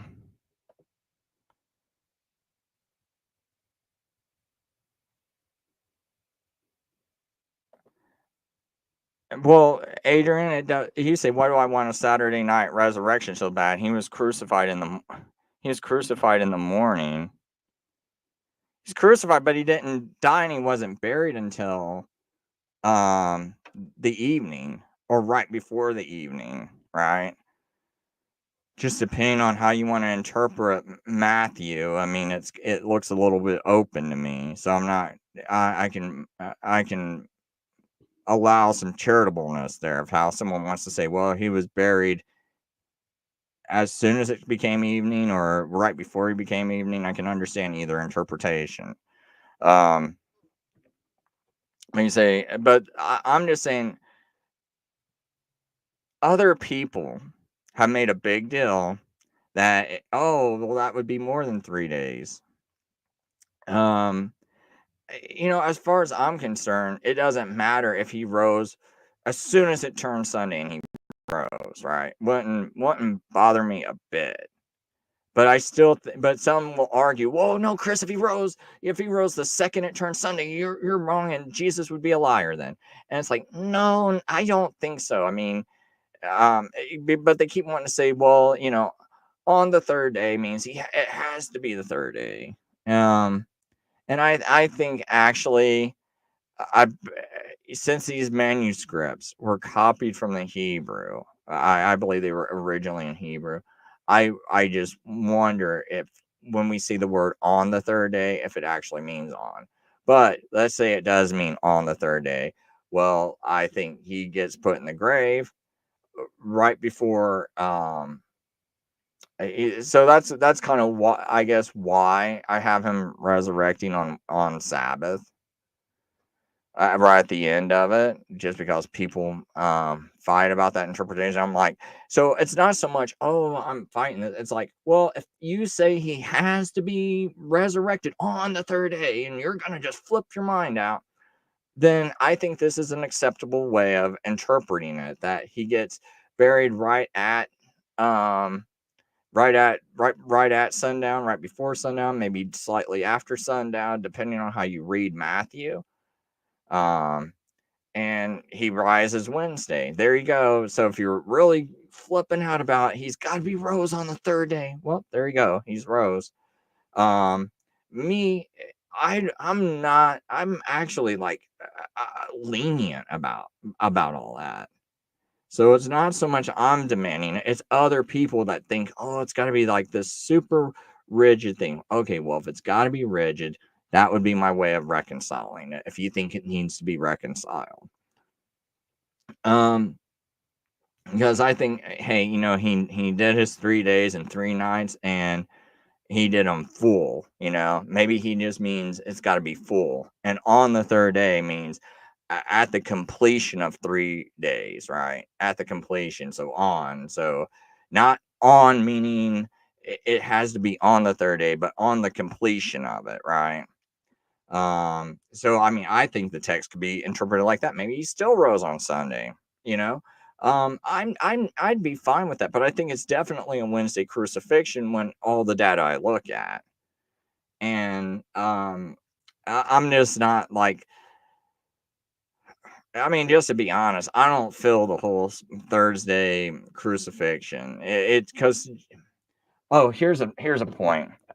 I forgot about this point here. Um, in the Talmud. Let's see if I can find this Talmud Wednesday.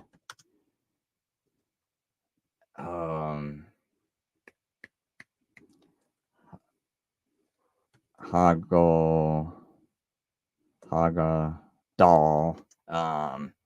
Talmud Wednesday Haggadah Passover. So let's see what we get here.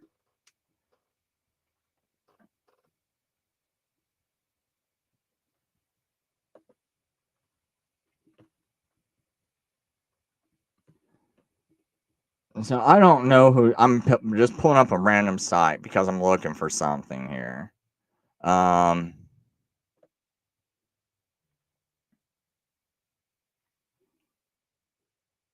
There's something in this Jewish text, though. Like one of these sites will probably have it.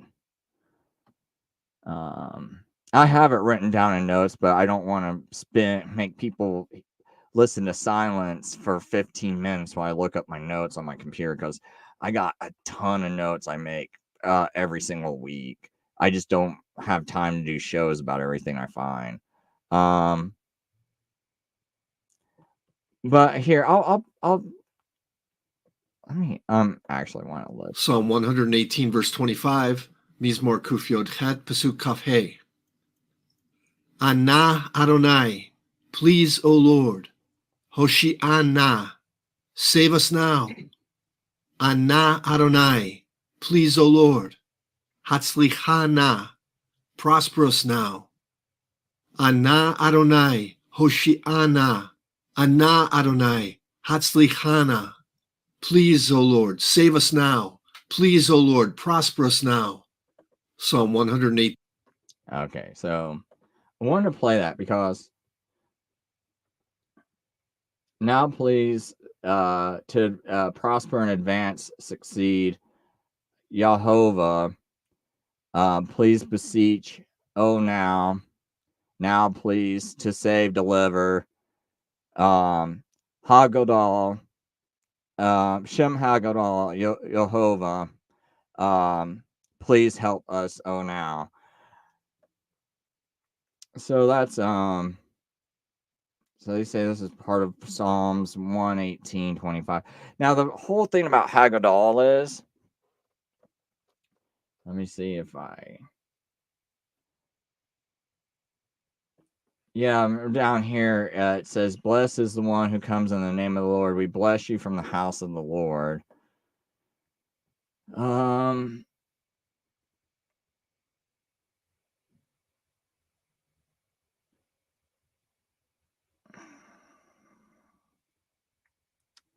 Let's see here. I'm trying to figure out.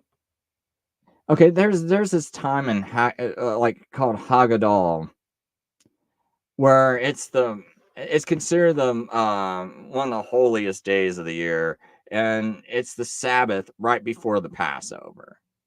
And the thing is, and I can't remember what Talmud text this is from, but you have like non-believing Jews, right, who have made this like this ultra holy day, and it's and I'd have to go through all my notes. I'll make probably a video just on this alone.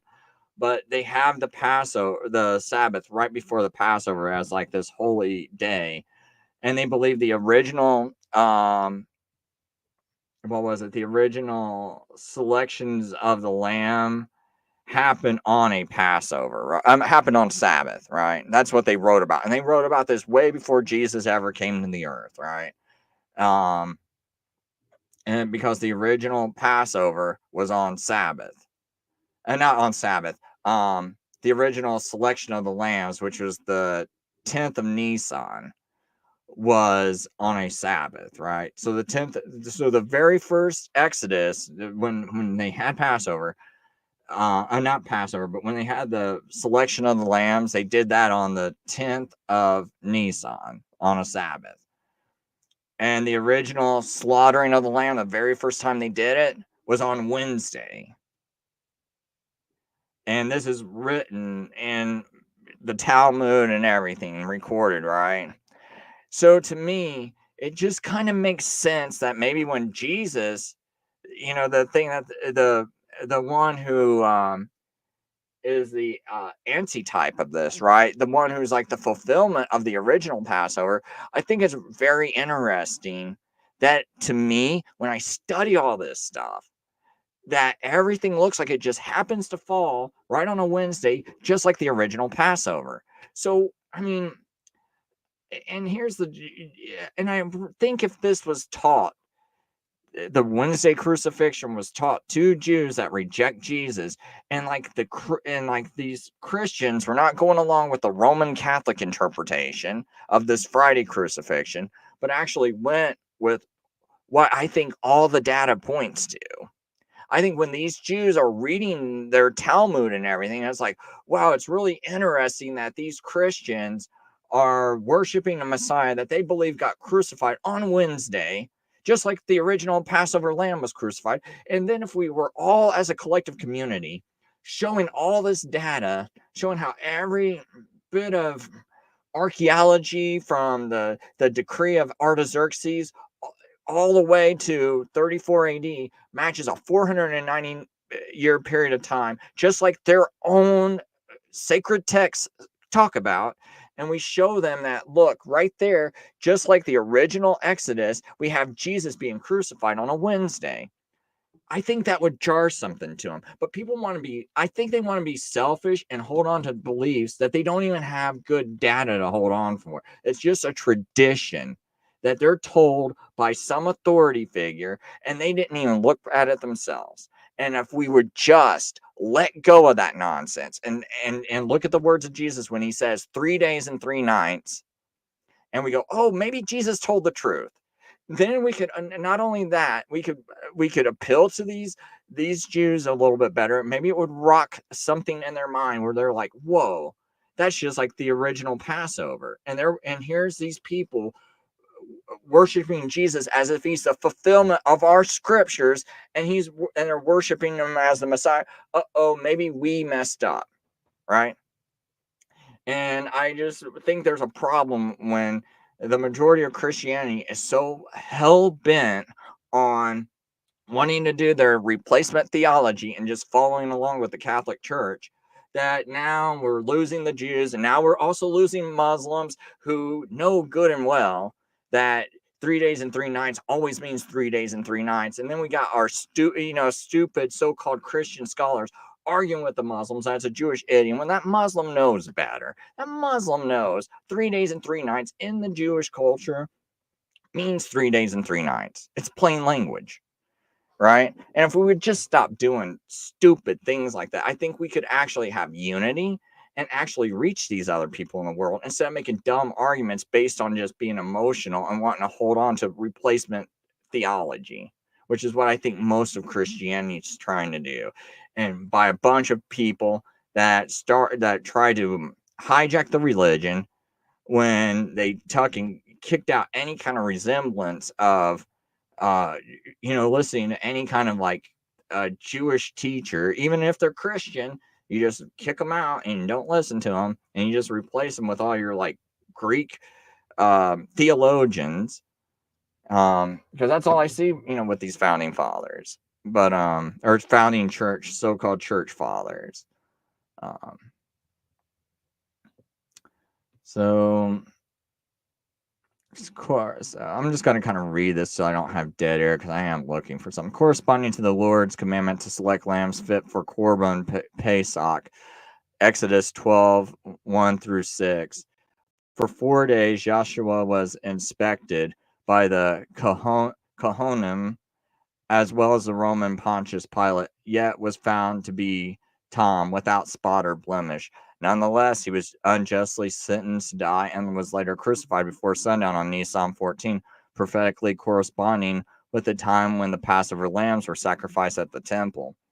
The cross of Yeshua is the true Holy of Holies, where God himself offered his son as the Lamb of God who takes away the sins of the world. So let's see here. Maybe, okay, yeah, here we go. This is what I've been looking for. Fulfillment, the day of the Lord. In addition to the regular Torah and the Haftarah readings for Shabbat, an additional Haftarah reading, Malachi 3, verses 4 through the 24, is recited for Shabbat HaGadol, which is the Sabbath right before Passover. In this reading, Malachi speaks of another day of redemption in the future. Therefore, the Talmud teaches, Rabbi Yehoshua says, in Nisan the world was created, the bondage of our ancestors ceased in Egypt, and Nisan they will be redeemed in the time to come. All right. I don't think they mean the world was. I wonder if they mean the world was actually created, because I always the world was created in Tishri. So, but I think what they mean is maybe the world created after the flood, because that's when Moses gets off the boat. Not Moses, Noah gets off the boat, and it's the month of Nisan, right? Or God declares them to start keeping the first of the month in Nisan. But that's not really what I'm looking for. Oh man, I was wanting to find that. Maybe if I do it this way, Talmud.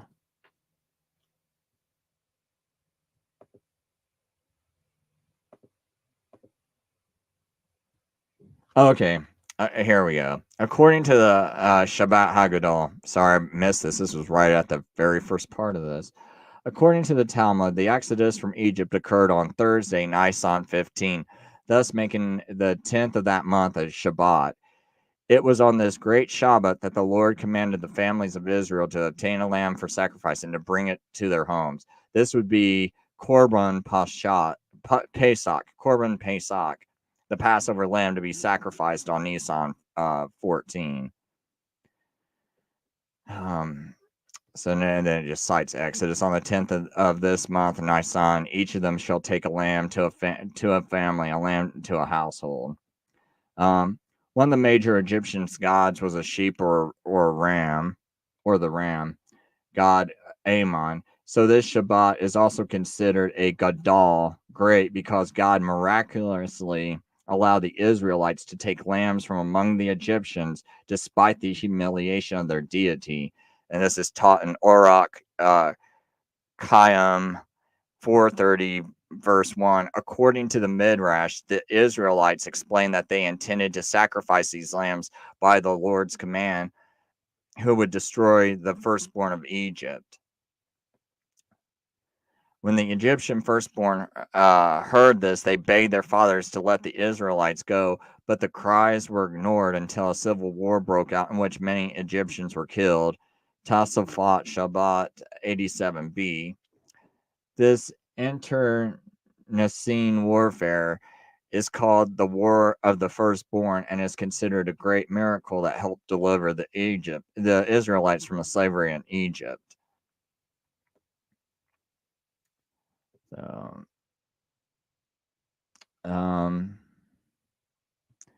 anyway, if someone wants to read this article, I'm going to put it here, and then anyone can do their further study.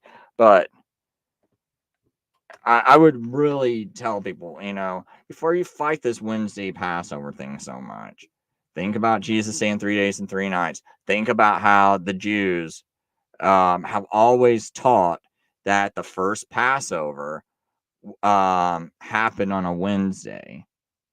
And just think about how Jesus is the fulfillment of what this foreshadowed and what this prophesied, that perhaps that when Jesus gets crucified, it's also on a Wednesday, just like the original Passover. And also think about this too. When God created the sun and the moon and the stars, he did it on the fourth day, which is Wednesday, right? Which is what we would call Wednesday, the fourth day.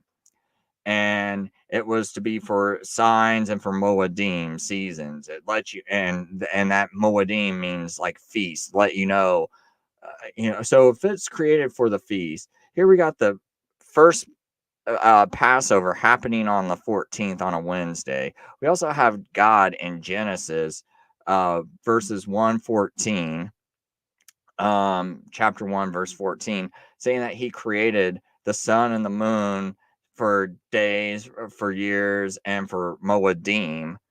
And this Moedim also lets you know about the feast, the time of feast happening, right? And Passover's always on a full moon. So you start to think about all these things. Well, the night of, let's say the night after the 14th, since a Jewish day goes evening to daylight, right? then that following night, that would be a full moon. So it's actually like as soon as the 15th is starting, which is the first day of unleavened bread, which is the Sabbath, when that day starts, that there should be a full moon up in the sky at night, right? Because it starts at night. That's when the day starts. So it starts off by you seeing a full moon up in the sky. And I just think all these things line up, right? And then it even says in the prophecy, it says in the midst of the week, right? So in the midst of the 7-year period, well, in the midst of a 7-year period, the 4th year would be what we would consider a Wednesday or the 4th day of the week, right? And if that's when the Messiah is getting crucified, we have all these things, God creating the sun and the moon on the 4th day. The first Passover, the slaughtering of the lambs happened on the 4th day on a Wednesday, right? Then we have, Daniel's prophecy saying he's going to be crucified or slain in the midst of the week. And then when we add up all this data to see that Messiah looks like he got crucified on a Wednesday, especially I think when you add up the sabbatical cycles and things like that, I just think there's a lot of data and a lot of reasons not to reject this and to carefully think it over before people just, I actually think I have proof from the Orthodox Church, even though the Orthodox Church is like, no, the Catholic Church is right. I actually think I got proof from the Orthodox Church's own writings that they agree with me, but they don't say it. But some of their customs look like they agree with what I'm saying. So I need to do a later video on that because I have to articulate that perfectly, or else everyone's going to be nitpicking every little thing if I don't explain it in a certain perfect way. And but at some point, if I ever have time, I'd like to show all that proof from early Christian writers, showing that even some of these people that reject what I'm saying, actually they got little hints showing that they actually agree with me. So let's see. Do I realize that Christ is the true vine and Israel and the Gentiles are the branches? Yeah, I don't have a problem with that. I mean, that's what the Bible says. But I wouldn't say Gentiles are the branches. I would, because I believe once you start believing in Jesus, if you truly believe in him, you are a Jew. And these Jews that reject him as a Messiah, I don't call them Jews. I actually call them just Semitic people or Hebrew people, I don't look at them as Jews, and I know that might offend some people. I don't consider them Jews because they reject their own religion. Just like certain people, I don't call them Christians, even though they'll sit there and they'll claim the name of Christ and everything.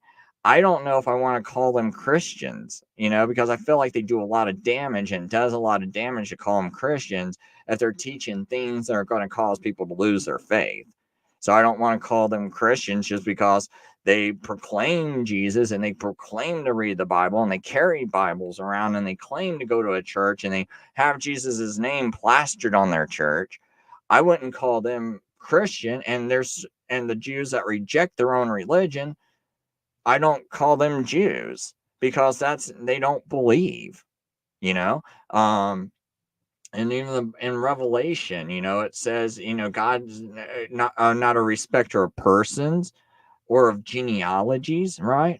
So why am I going to think that, when he's talking in Revelation about those who call themselves Jews but are not, but are the synagogue of Satan, I'm thinking those are all the Jews that claim they're Jews, but they're rejecting the scripture, rejecting what scripture prophesied, and they're rejecting the God of that scripture, which is Jesus Christ. So they're rejecting everything about those scriptures. So I'm not going to sit there and call them Jews if you're going to reject your scripture. Just like a Christian, if they reject a lot of essential Christian teachings, I'm not going to call them Christian. All right. It's like, to me, it's insane. So I'm not going to do that. So I would just say, that Christ is the true vine And Israel, which is any believer, any true believer, is the branches. And if you're a Gentile, you're not, then you need to start believing in Jesus. So you stop being a Gentile and you start being a part of Israel. So you say the graph and the information is helpful. You have been pushing the 3 and 3 as if we knew everything that you do. Well, Adrian, it's not, when I make a lot of my comments, they're not directed towards you specifically, right? If what I know is there's going to be people that watch this video in the future, they're going to comment. And also, there's people in the past that have said derogatory things, and a couple of them I know are watching right now, and they're just not saying anything. Um, or they will be watching this video and they might not comment, but um and they'll fight me over this. But yet when I'm sitting there and I'm willing to engage, I'm willing to even set up debates with these people, and they won't debate me. And and like, here they are, these are people that have a lot more time to study than me. Like, they some of these people run churches, they run ministries, they're getting paid almost 200,000 a year to do ministry work, and they refuse to engage in a debate and say, "Oh, it's not worth your time." And here I am. I'm like someone that if I was to debate them, more than likely I would have to take a day off from work and lose about $500, which I can't really afford, to go and debate them. Like, every time I debate someone, it's going to cost me about $500 out of my own pocket right off the bat, because to actually have my notes all set up and everything, and to debate them, I'm gonna probably have to schedule it for a Saturday and then take the entire day off, right? Um, and because I go to work Saturday nights. I don't want people thinking I'm breaking Sabbath. I go to work Saturday evening when the sun goes down. But in order to debate someone at some of these times they want me to debate them, I'd have to take the entire day off, the entire night off to debate them, because some of these debate shows are at night in the evening time. So that makes me lose about $500, which I can't afford right now, because I have to put off some medical stuff because I can't even afford certain things right now, and I have to wait till I save up money, right? So I'm letting people know, like, that's the situation I'm in. It's not like, oh, I'm spending money like crazy and on all these things. It's like, well, there's certain medical issues I have to put off, right? Because I need to save up money for it. So um but I'm still willing to do that, to debate these people, but these people want to make excuses, right? And so it's more like aimed at these people that want to keep making their little snide little comments in all the comment sections, and want to keep making up excuses not to debate. And it's like, well, look, I just want to debate because I don't care if I'm right or wrong. I just want to get out. This is the best information I got. I want to see what the best, most convincing information you have. Why are you so convinced? It's just like with the Seventh Day Adventist, man. It's like, I just want I you guys claim you got all this perfect truth. Why don't we just debate? Oh, you don't want to? Well, that's probably because you don't have perfect truth. And I'm willing to do this just because I know there's no one else doing it. Like, a lot of these ministries, you got a lot of people stuck on a lot of bad ideals, because to believe something different threatens their job security. I mean, a lot of people would not dare teach a Wednesday crucifixion in their church, even if they believe it, which I know one or two people like that, because they say they like to keep it to themselves because they don't want to threaten losing their retirement fund. They're 3 years away from retiring. I, Chris, I believe you, but I'm never going to talk about it publicly, because if I start talking about it, my church or my organization might give me the boot. All right. So there's certain things these people feel pressured to. So it's not that, oh, Chris is so crazy. No, you got to think there are people out there that have a lot of pressure. There's, just like with the 70 events, there's some of them that don't believe some of this stuff, and they're so scared to talk about it. But they've been in ministry. They don't know what else to do. What are they going to do for retirement? They're going to find a new job. They were preaching for almost 30 years of their life, right? And now suddenly, because of the internet and everything, all this new information comes up. All these new discussions come up. Now they're like, well, man, within the past 5 years, a lot of this doctrine, I don't know if I can keep believing it. In fact, I don't believe it, but I can't say anything because if I say something at my church, I'll lose my pension, my retirement fund, and I'm only like 3 to 5 years away. And so they'll keep their mouths shut. So you got to realize there's a lot of that going on in churches. Like, these aren't like a bunch of super noble people that are willing to lose their entire retirement fund that they've been working at for 30 years just to get out a little bit of truth, right? Especially knowing that how many they rationalize it to themselves. How many people am I actually going to persuade? 5, 10, you know? How many people am I actually going to help? And they're like, I'll just try to do the best I can with what I got and stick this out for 3 more years and get my retirement fund, and which I couldn't do myself because it was all gained through 30 years of preaching lies. So maybe you should come clean and let the chips fall where it may. That way, at least whatever you have in your life right now, it's because God gave it to you. You didn't get it through deceit, right? So maybe you need to just come clean, but a lot of people won't come clean because they don't have that kind of character. Me, I've been trying to come clean and make sure I'm never put in a position like that. Hence, I got a channel that's got 600 views that's been deleted 10 times off of YouTube and banned on other platforms because it's like I'm trying to put out the truth that no one else will put out, right? And I'm not getting worried about, will I make money? Will my organization let me be a preacher the next day and all this other stuff that all these other guys are worried about. So it's not that I'm crazy. It's not that I got some niche view. People might want to consider whether some of these pastors, they don't have much incentive for giving the truth when the same congregation that they want to be truthful with would, as soon as they start being truthful with them, would turn their back on them and be like, oh, get out of our church. And a lot of these guys, they realize it. They go, hey, you know what? And I'm because I know there's a couple Seventh-day Adventist pastors like this. They're like, you know what, Chris, I would be upfront, but these same people, they'd run me out of the church as soon as as soon as I told them the truth. Right. So so it's like they're. I don't think this is right, but in the back of their minds, they're thinking, well, these same people that I want to help, they'd stab me in my back anyway because they'd be rabid if I suddenly went against their doctrine and was like, man, dude, I think this is a lie. They rip them apart.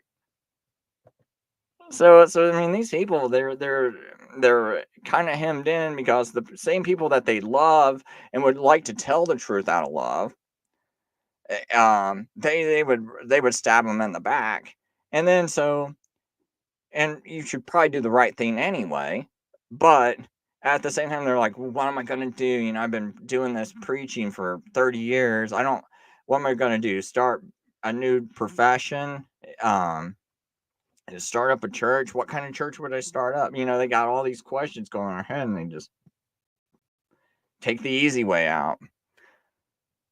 And then some of them, if they believe in like some of them sound like they're free grace, so I guess they're thinking, yeah, compromise, still saved, and so I got issues with that, but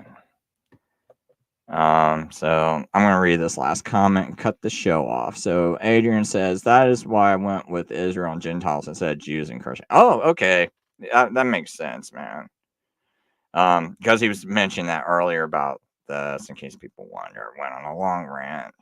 So, but so if people think what I say sounds a little strange, just keep in mind, it's like the internet just came out.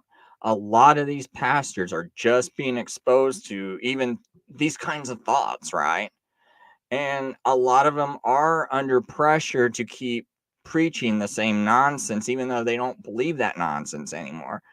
Well, maybe they won't preach it, but it's like they're not going to talk about this kind of stuff, what they actually believe in, because they're like, man, I just got 3 more years, to keep doing this and I can retire, and they don't know what to do.